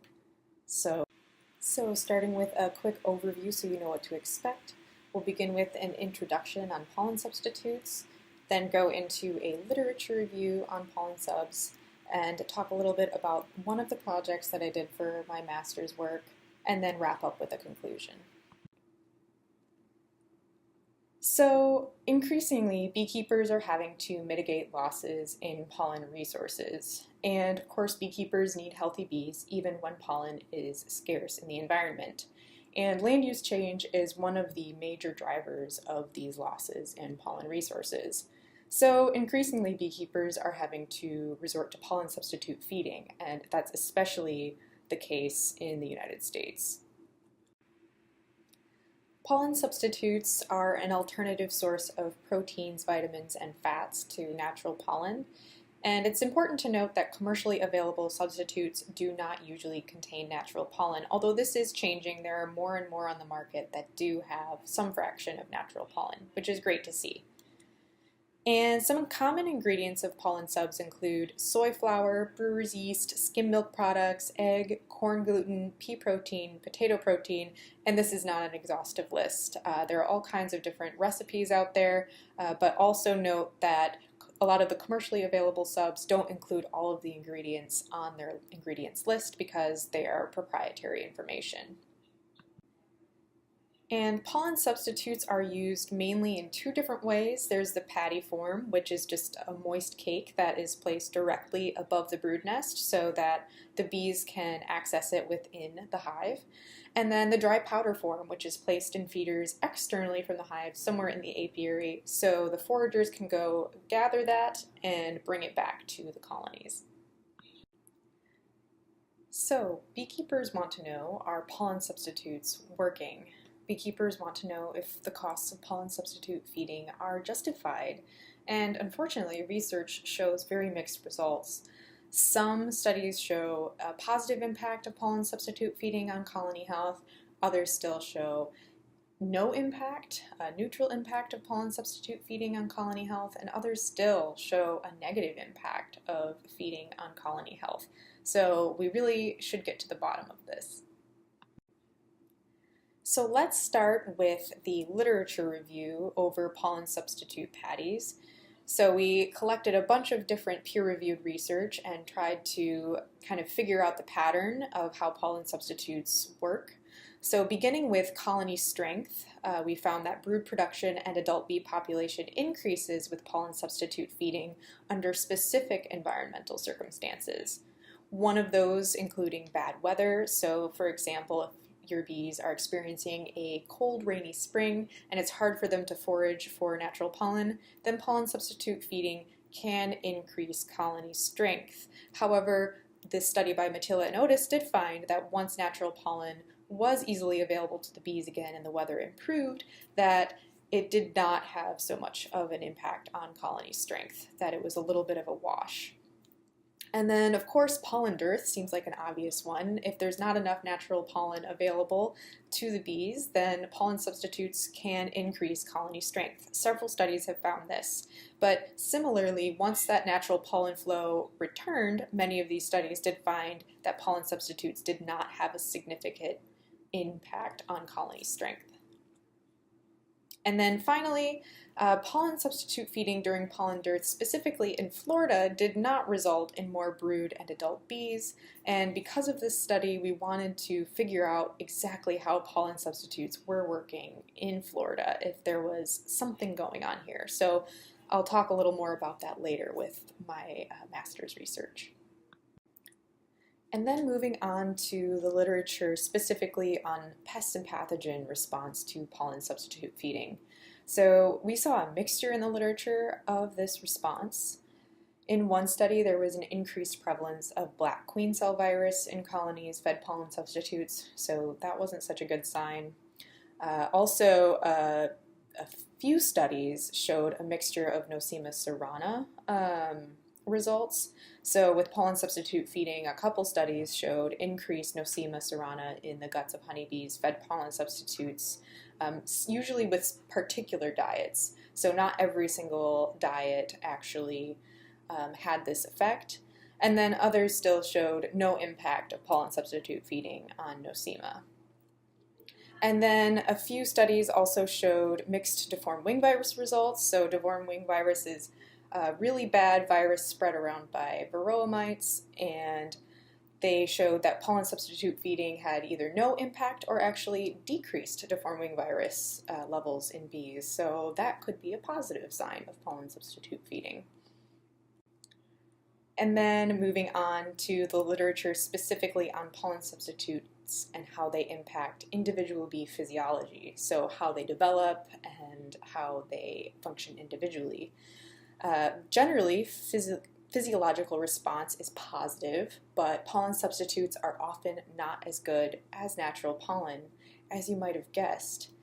So quite a few studies have found increased hemolymph protein compared to bees that received sugar only. So bees that got the pollen substitutes had more protein in their blood, so that's a good thing. It shows that ingestion happened and the pollen substitutes were actually making some impact. And then others still showed increased hypopharyngeal gland development compared to bees that received sugar only.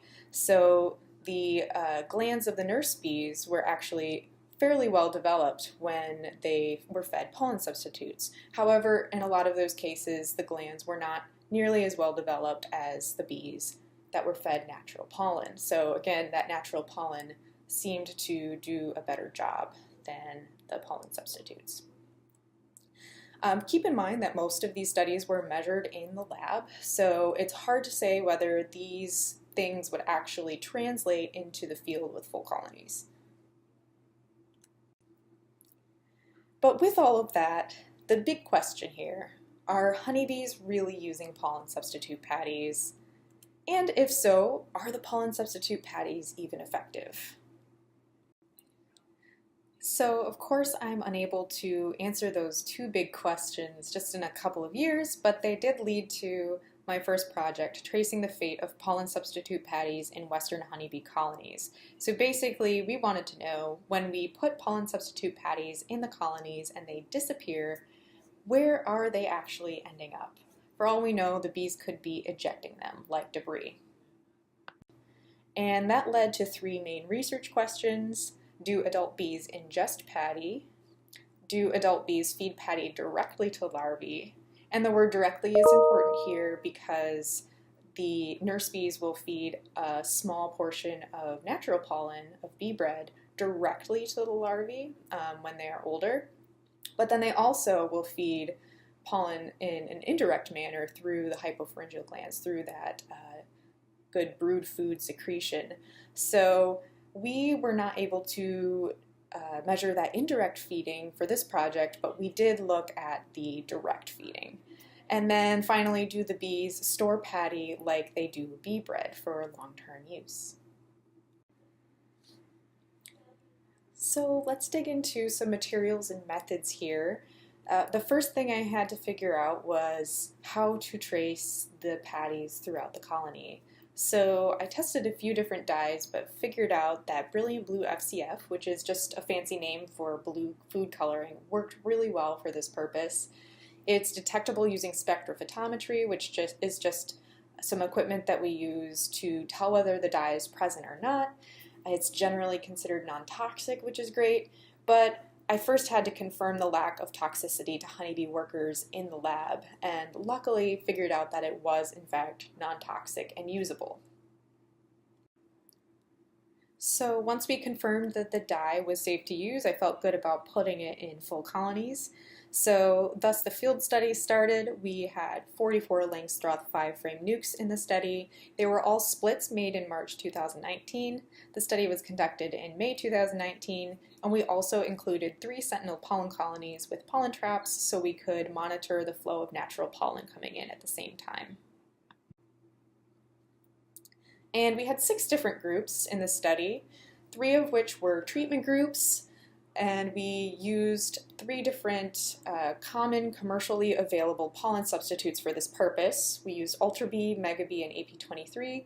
These are really common in the US, and each of these treatment groups had dye in them. So 7 colonies received Ultra B with dye, 7 Mega B with dye, and 7 AP23 with dye.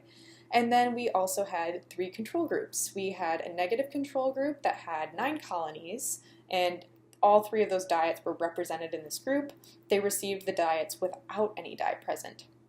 And then we also had a consumption control and a positive control, which are a little different, so I'll explain those, kind of break those down in the next coming slides.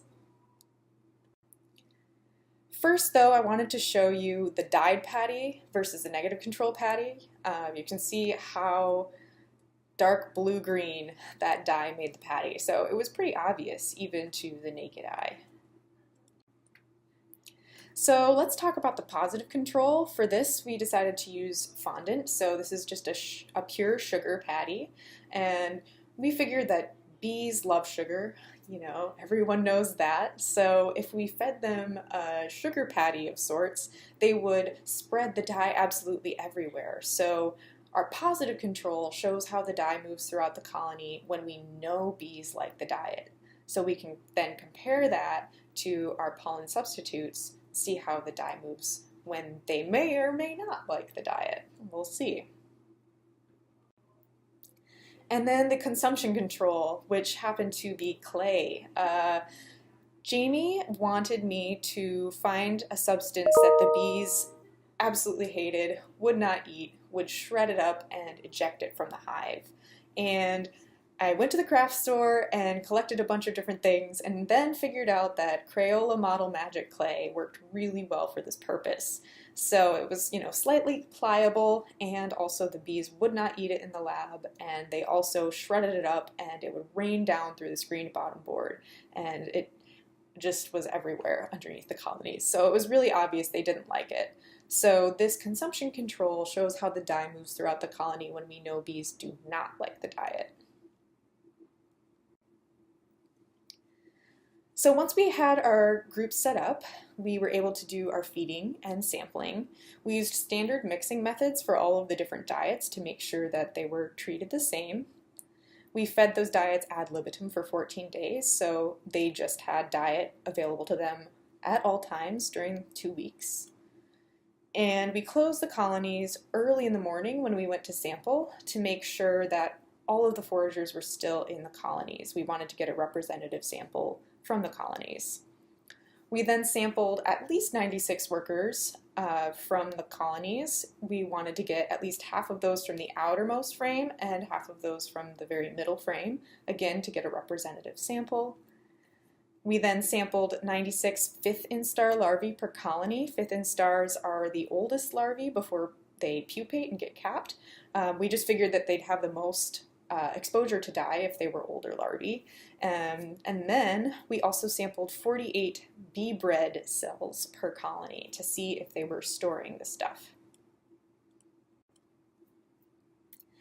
We also collected patty debris underneath the screen bottom boards. So we had trays taped underneath where the patties were placed in the brood nest. And then we were able to collect any debris that fell through.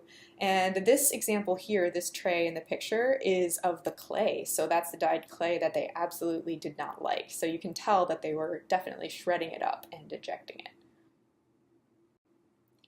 So once we had all of our samples gathered, we were then able to detect dye in them. So we started with the adult bees. We used something called the UV Vis Nanodrop 2000, which is just a kind of sci-fi sounding name for our dye detector. And we looked at 48 bees per colony using this method. We cut the abdomens off, submerged them in 200 proof ethanol, homogenized, and then centrifuged them. And this was just our way of extracting the dye. And we looked up the absorbance value at 630 nanometers, which is just the spot on the spectrum where you would see a peak if the dye was present. And then we also used visual inspection because we figured out with time that it was really obvious to the naked eye if dye was present. So we looked at the vials and then had somebody either say yes, dye is present, no, dye is not present, and we did this for 96 bees per colony. And then we detected dye in larvae, and again it was really obvious if dye was present or not, so we were able to use visual inspection for this. This tray here, these two trays on the left side of the slide, show a negative control. So this was the colonies, these were the colonies that did not receive any dye. They just got the plain diet. And you can see that the larvae have really orange guts, those natural orange guts. Whereas the tray on the bottom is the positive control. So these are the larvae that received fondant. And the dye from the fondant absolutely went everywhere. It was in every single larval gut that we gathered. So that was really cool to have that distinction between our two controls. And then we also detected dye in the bee bread, again using the same methods as we did for the adult bees, and looking at 48 bee bread samples per colony. This picture here shows some bee bread that might look a little blue. This is from the fondant colonies again. So the ones that received sugar, the dyed sugar, they put it everywhere. They actually did cap off their bee bread cells with the dyed fondant. So that was really great to see. So here are the results for adult bee guts. You can see in figure 2, this is the proportion of adult honeybee guts positive for brilliant blue dye when analyzed using spectrophotometry. You can tell that 0 came back positive for dye in the negative control, which was great. And then our consumption control, which was the clay patty, had very, very low positives. And then our positive control, our fondant-fed bees, had the highest proportion of dye in their guts, whereas our pollen substitute groups fell somewhere in between. And this just tells us that the bees were ingesting the pollen substitute to some extent, so just a proportion of them were actually ingesting the stuff. And figure 3 kind of mimics the same pattern, and this was just for the visual inspection of the adult bee guts. So yeah, again, a proportion of the adult bees were in fact ingesting the pollen substitutes. And then moving on to the results for larval guts, we found that a very, very low amount of larvae had dye in their guts in those pollen substitute groups. So compared to the positive control, which had 100% dye present in the larval guts, those pollen substitutes were on the very, very low side. They were mostly statistically comparable to the consumption control. And we think that we got some positives just because some of that patty rains down through the frames and they accidentally end up in the larval cells and can kind of just end up in their guts. So it's more of a false positive, if you will. It's not so much of the larvae actually receiving a lot of the diet from the nurse bees. And then the results for the bee bread. We found again that a pretty high proportion of the fondant ended up in the bee bread stores, and a very low proportion of all of the other groups ended up in the bee bread stores. And we found that some positives happened. They were likely false positives in this case because on the when we were actually analyzing them, the pollen could be a little bit oily, and so that kind of interfered with our readings. It made the spectrum look really kind of irregular. So we had some false positives in our negative control as well as false positives in our patty groups. So from this we concluded that the bees are not actually storing the pollen substitutes like they are, for example, the sugared fondant. And then finally, the results for the debris. We found that significantly more of the consumption control, or the clay patty, was lost as debris than any of the other groups. So this just shows that they are ejecting the clay, but not so much the pollen substitute patties. So just to rehash these results a little bit, we found that a proportion of adult bees ingested pollen substitute patties of each formulation and also the positive control. Adults do not add pollen substitute patty directly to the larval diets. Adult bees do not store pollen substitute patty like they do bee bread for long-term use. And finally, very little of the pollen substitute patty is lost as debris, unlike those clay patties. So the main takeaway here is that honeybees do not use pollen substitute patties exactly like natural pollen. So if you want to feed patties for long-term provisioning, it probably won't work because the bees aren't storing patties long-term like they do bee bread, and the nurse bees are also not provisioning the larvae exactly the same as they do with natural pollen, so there's a difference there. And then also, it seems that these patties are being ingested by adult bees, but they're really just used in real time. So just some general conclusions. Pollen substitute feeding is a common management strategy, especially in the US. There are mixed results in the current literature that make it difficult for us to determine whether pollen substitutes are effective. And pollen substitutes do not replace natural pollen fully. This is based on the literature review and also the fact that they do not spread the pollen substitutes around the colony the way that they do natural pollen. And hopefully this will inform future developments of pollen substitute feeding strategies as well as pollen substitute research. And I'd just like to acknowledge everyone at the University of Florida Honeybee Lab that helped me with this work, because there was absolutely no way I could have gotten it done without them. So thank you so much for listening today. Our next presenter is Kelly Lees, Education Officer Honeybees, speaking to you about her time in emergency response.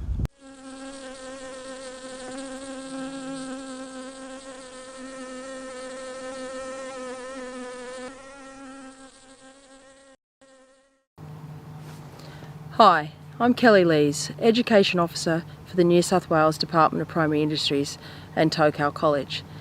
And I'm here to talk to you today a little bit about the Varroa mite response that's been going on since June. So as most of you would be aware, on the 22nd of June, Varroa mite was detected in the Sentinel hives at Newcastle Port. So fantastically, the Sentinel hives did their job and alerted us to the presence of Varroa in Australia. Now we've got the Sentinel hives in different ports around the place, and this is the job that they were put there to do, was to detect the mite if and when it made it to our shores. So on the 23rd of June, I got a phone call that I had hoped never to receive from my boss, letting me know that Varroa mite had actually been detected and that I would be required to come and work at the incident management team and start working on the response that had been planned for a long time and how we would respond to an incursion if and when it occurred. So myself and my colleagues basically headed out to Maitland to what is known as the local command centre, where there were a number of DPI staff, and we set about working on how would we respond to the Varroa mite having made it to Newcastle. Basically, we spent a few days planning and implementing the response, and then primarily it was DPI staff in those first couple of weeks, and we spent a lot of time conducting surveillance around the original detection at the port. What we were doing was conducting ethanol washes on hives to identify what's known as an infected premises, or an IP. And what we did then is we went around and we started conducting surveillance on hives in those areas to identify those IPs so we could determine how far the mite had actually spread from that initial detection at the port. Once we'd started conducting that surveillance, a call out was then put out to other agencies and DPI staff to get involved in the response, as we needed to ramp up the response to conduct some more significant surveillance. A red zone was put in place, an eradication zone around those detections, the IPs, and then an additional 2 zones were also put in place, the purple zone and the yellow zone. Now they were surveillance zones. So initially a lot of surveillance was conducted in the red zone around those early infected premises, and then after that what happened was the response ramped up significantly, and we were then sent out into the yellow and the purple zones to conduct surveillance in those zones. At this stage there were a lot of people on board and a lot of volunteers as well, and we were sent out in crews to conduct ethanol washes on hives in the yellow and the purple zone. And the reason for this was so that we could delineate where the edge of the incursion actually was. So thousands of hives were actually ethanol washed, and we were looking for any detections further out. Lots and lots of crews working in the field, long days, conducting those surveillance activities, and all those results were brought back to the lab, and every single sample was tested for the presence or not of Varroa mite. And once a significant amount of surveillance had been conducted in the yellow and the purple, we were fairly confident that we'd actually found the edge of that zone. And then the response sort of switched a little bit, and we started to, we were still carrying on some surveillance, but then the focus switched to actually euthanizing the infected premises, which was done fairly quickly after they were identified. And then primarily the response switched to the destruction phase of the response. So within the eradication zone, the red zone, destruction commenced. And basically there was a systematic process involved with the destruction, and the idea was that we worked our way inwards essentially to eradicate the mite.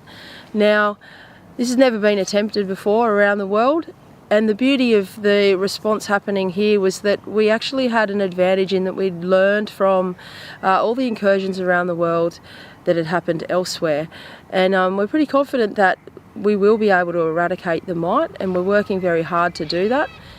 We've had a lot of people come onto the response. I think the thing that's been amazing about the Varroa mite response is that we've had huge support from other agencies like Local Land Services, the Rural Fire Service, National Parks and Wildlife, ACT Parks, and others that have come in to assist with the response. It's a huge effort. We've had thousands of people on the ground conducting surveillance and eradication within all of the zones. I think it's really incredible that inter-agency cooperation that's happened. And the big one is that we could not be conducting this response without the volunteer beekeepers. So those beekeepers have come from every state of Australia, from as far away as Northern Territory, Western Australia and Tasmania. We have had commercial and recreational beekeepers from all states of Australia come and assist on the response, and we absolutely could not be conducting the response without the cooperation of all of those people who have volunteered their time to help us eradicate the Varroa mite in Australia. If we manage to do that, we will be the first country to eradicate the mite, and we are on track to do that. It's hard work. The work is difficult. It's long hours. The people that have come onto the response worked long days conducting surveillance, surveilling multiple sites in days, working in atrocious weather conditions from wind and heat to pouring down rain. We really haven't paused any of those activities for the weather. We have carried on because we do want to eradicate the mite. And so we are working really, really hard to get that done. And I, having been involved from the very beginning, have seen the cooperation of all of these people that have come in to assist, and we definitely couldn't do that without it.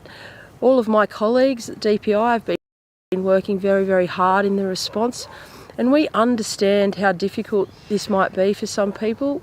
Most of us have bees, and we all love bees, and we understand that this Varroa mite response is very, very important to protect the broader beekeeping industry. So it's really, really important that we work hard and we work together to eradicate the mite. We are on track to do that. What's important now is that people that are outside the eradication zone, so beekeepers in the purple zone and what was formerly the yellow zone, which is now the blue zone, the general biosecurity zone, we are relying on people to continue to conduct surveillance for the mite so that any detections are caught early and we can move in and eradicate those detections before it spreads beyond the existing zones. So it's really important that if you have a beehive and you're outside that eradication zone, those red zones, that you do actually conduct some kind of exotic mite surveillance. You can do a sugar shake, which a lot of people prefer because it's non-lethal to the bees. You can also do an ethanol wash, which kills a small number of bees, which is very effective in detecting the mite. Or you can also do a drone uncapping, and given that we're moving into spring and summer, a lot of people are going to have drones in their hives now, and that is a great way to detect the mite. The mite actually prefers to be in drone brood, so uncapping a few drones will help you detect the mite on the pupae of those drones. So it's really important that you do conduct surveillance, that you carry on doing that. That will be of great assistance so that we can continue to control the incursion and make any detections early on so that the mite is controlled. The great thing about all of the detections that occurred in all the red zones around New South Wales is that they were all connected to the initial infection, and that means that they had been, those incursions had occurred because of beekeeper movements of hives.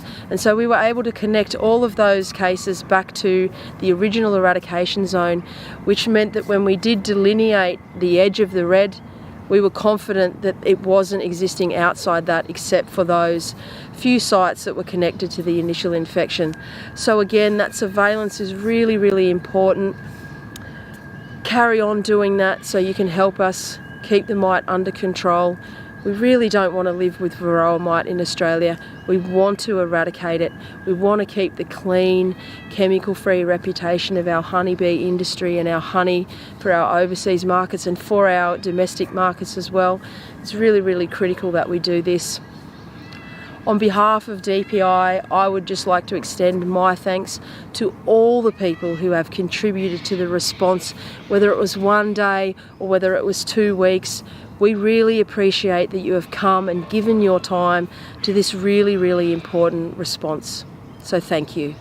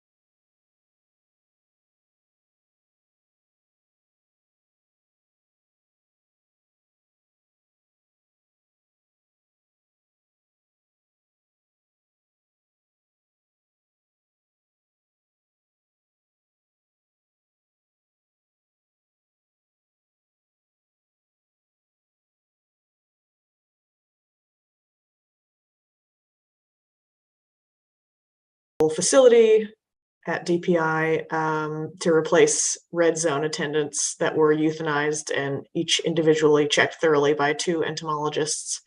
The queens were all assessed by 2 entomologists, and in the 2 weeks prior, I alcohol washed or used Varroa strips and sticky mats to monitor those high value queens' original hives for Varroa mite.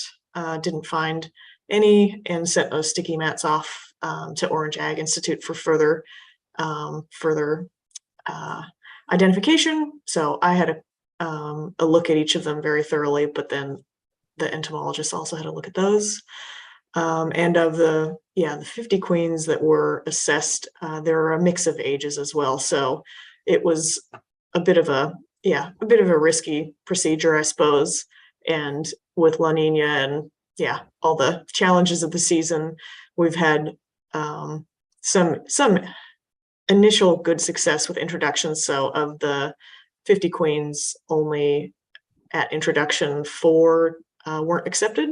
So pretty good acceptance initially, but some of the breeder queens were a bit advanced in age. So I think last week a few more have been superseded. So it was worth doing, but that's I guess that's what it is at the moment.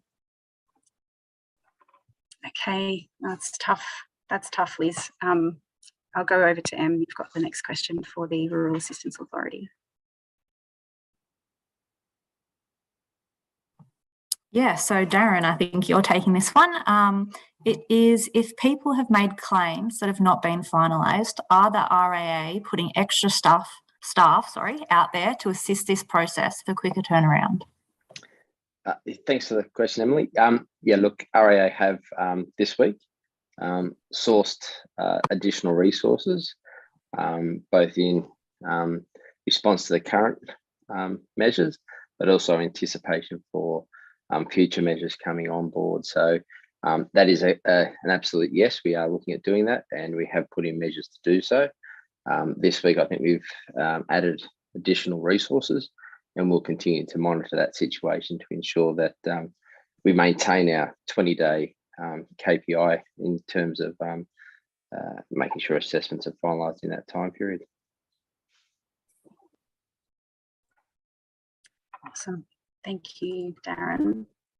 I'm just going to hand over to Kelly.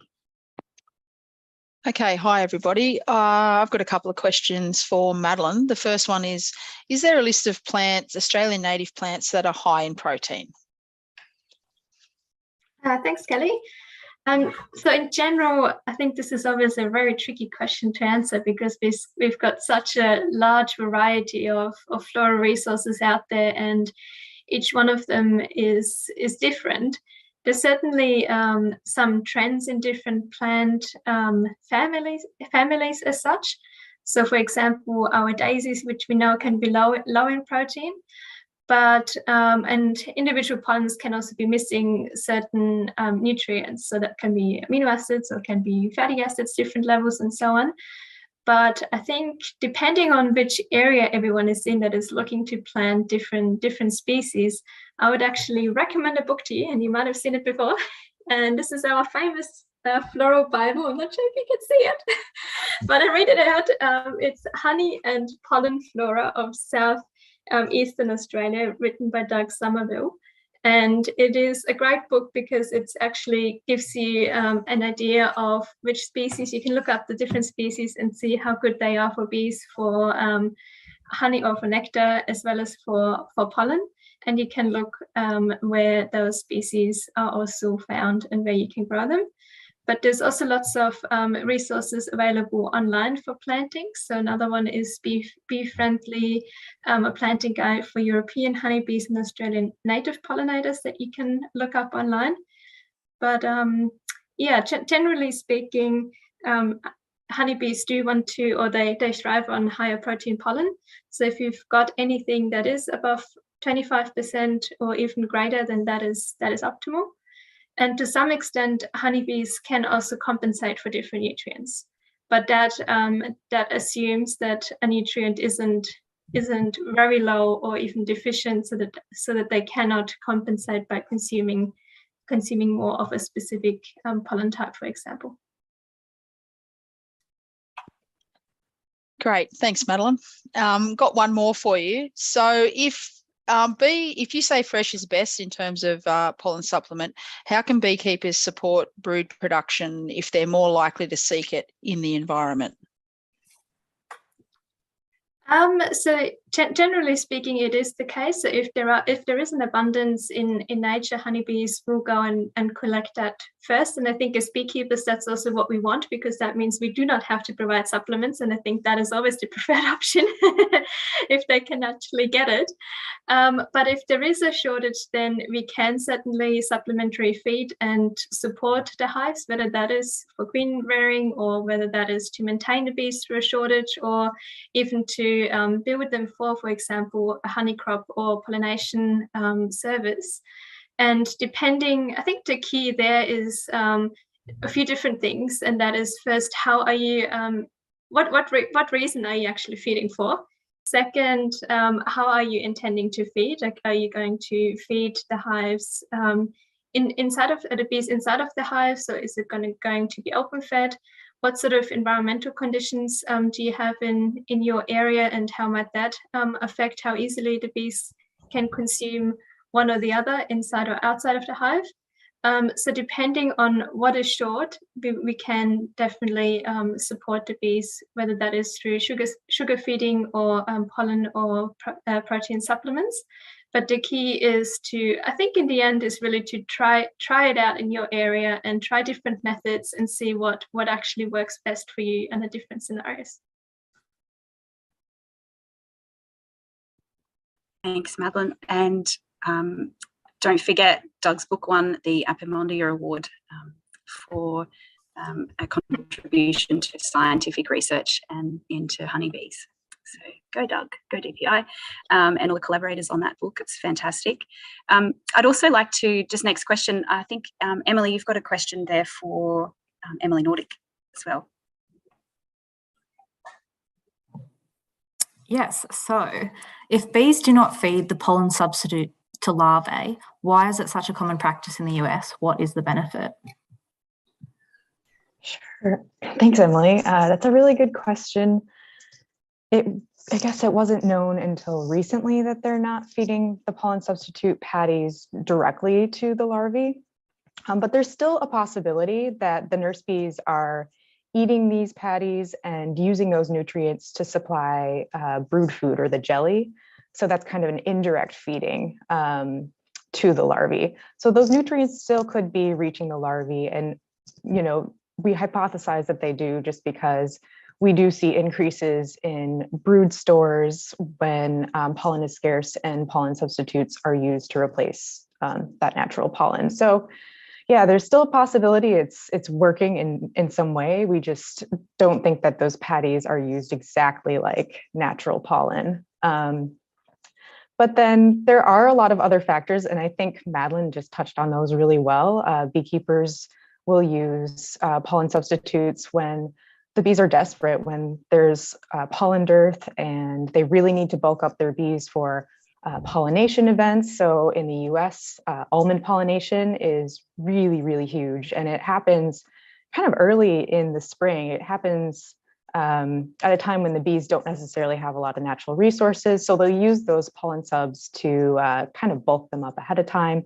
So yeah, for bulking up and also for just keeping the bees healthy in times of need. So there's still some potential benefits there. It's just probably not as good as natural pollen would be. Awesome. Thanks so much, Emily Nordic, for that one. My next question goes out to Kelly. So are volunteers still required for the response? How can people continue to help with the Varroa eradication? Yeah, look, we definitely still do need volunteers. We're looking at being wrapped up pretty soon. However, it would be great to have some more beekeepers on board for the destruction. obviously for some people they might find that difficult because we are conducting eradication now rather than surveillance, but it would be great to have some more beekeepers assisting that. Obviously the more people we have come on board, the quicker we can actually complete that action and move on to the next phase of the program. However, there's a couple of other things that people can do. They can make sure that they report any feral nests that they notice around the place in trees and buildings and other places like that, and also potentially report any hives that they think may have gone unreported, because it'd be really great to wrap up all the managed hives side of the program before we move on. Yeah, absolutely. And it's been great. We've had lots and lots of support from all sorts of beekeepers from around Australia. But yeah, we definitely need the beekeepers that can give some time to wrap up this last part of the first, what was planned for the 100 days, wasn't it? Yes. Yep. To get those beekeepers on the field to be able to get into those eradication teams and be successful. So yeah, Yep. that's really important.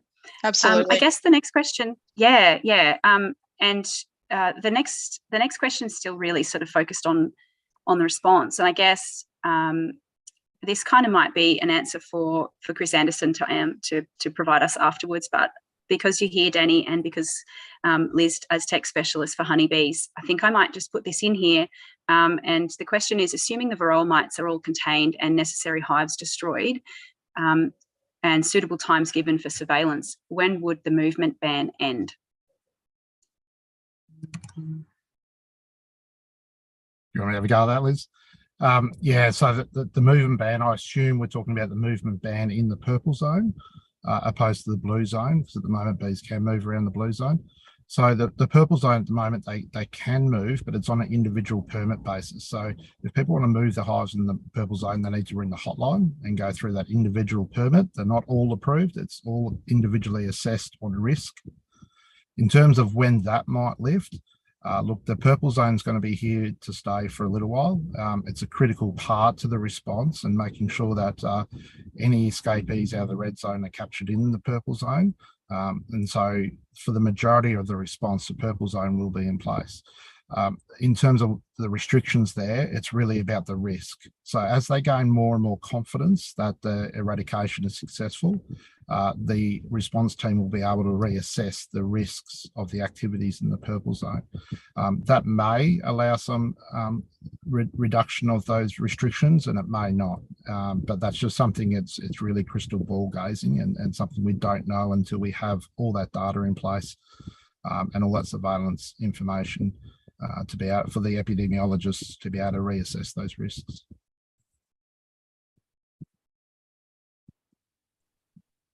Great. Does anyone have more to add?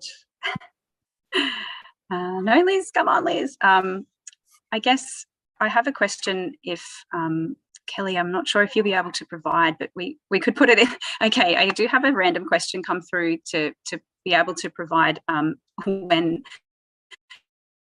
where people can contact DPI. So I'm going to put that in our recorded version, and I'll repost that back on our Tocal Beekeepers Field Day page to how volunteers can actually contact the DPI to put their details down to assist if they would like to help in this the continuing phase of eradication. So thanks very much. Now, we actually have a little bit of time left, but we have not got many more questions for anyone at this stage. So I don't see any point in continuing, because it's going to be a long day for people having rewatched it back if they are watching it again.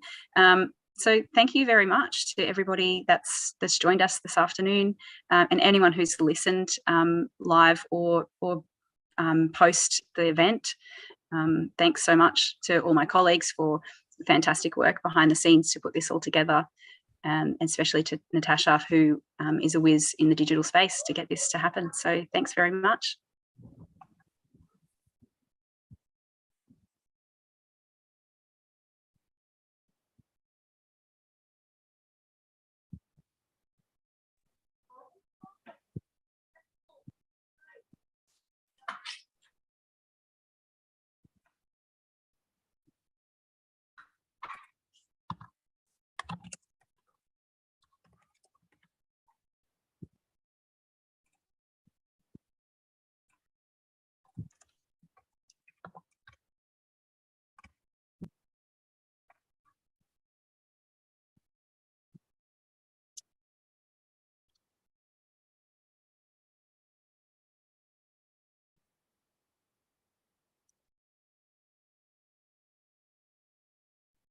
It's a really long, awkward silence. Hopefully you stop recording now.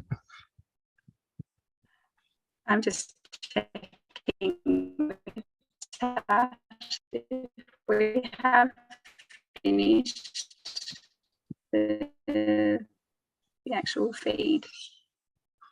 Nope, we're still.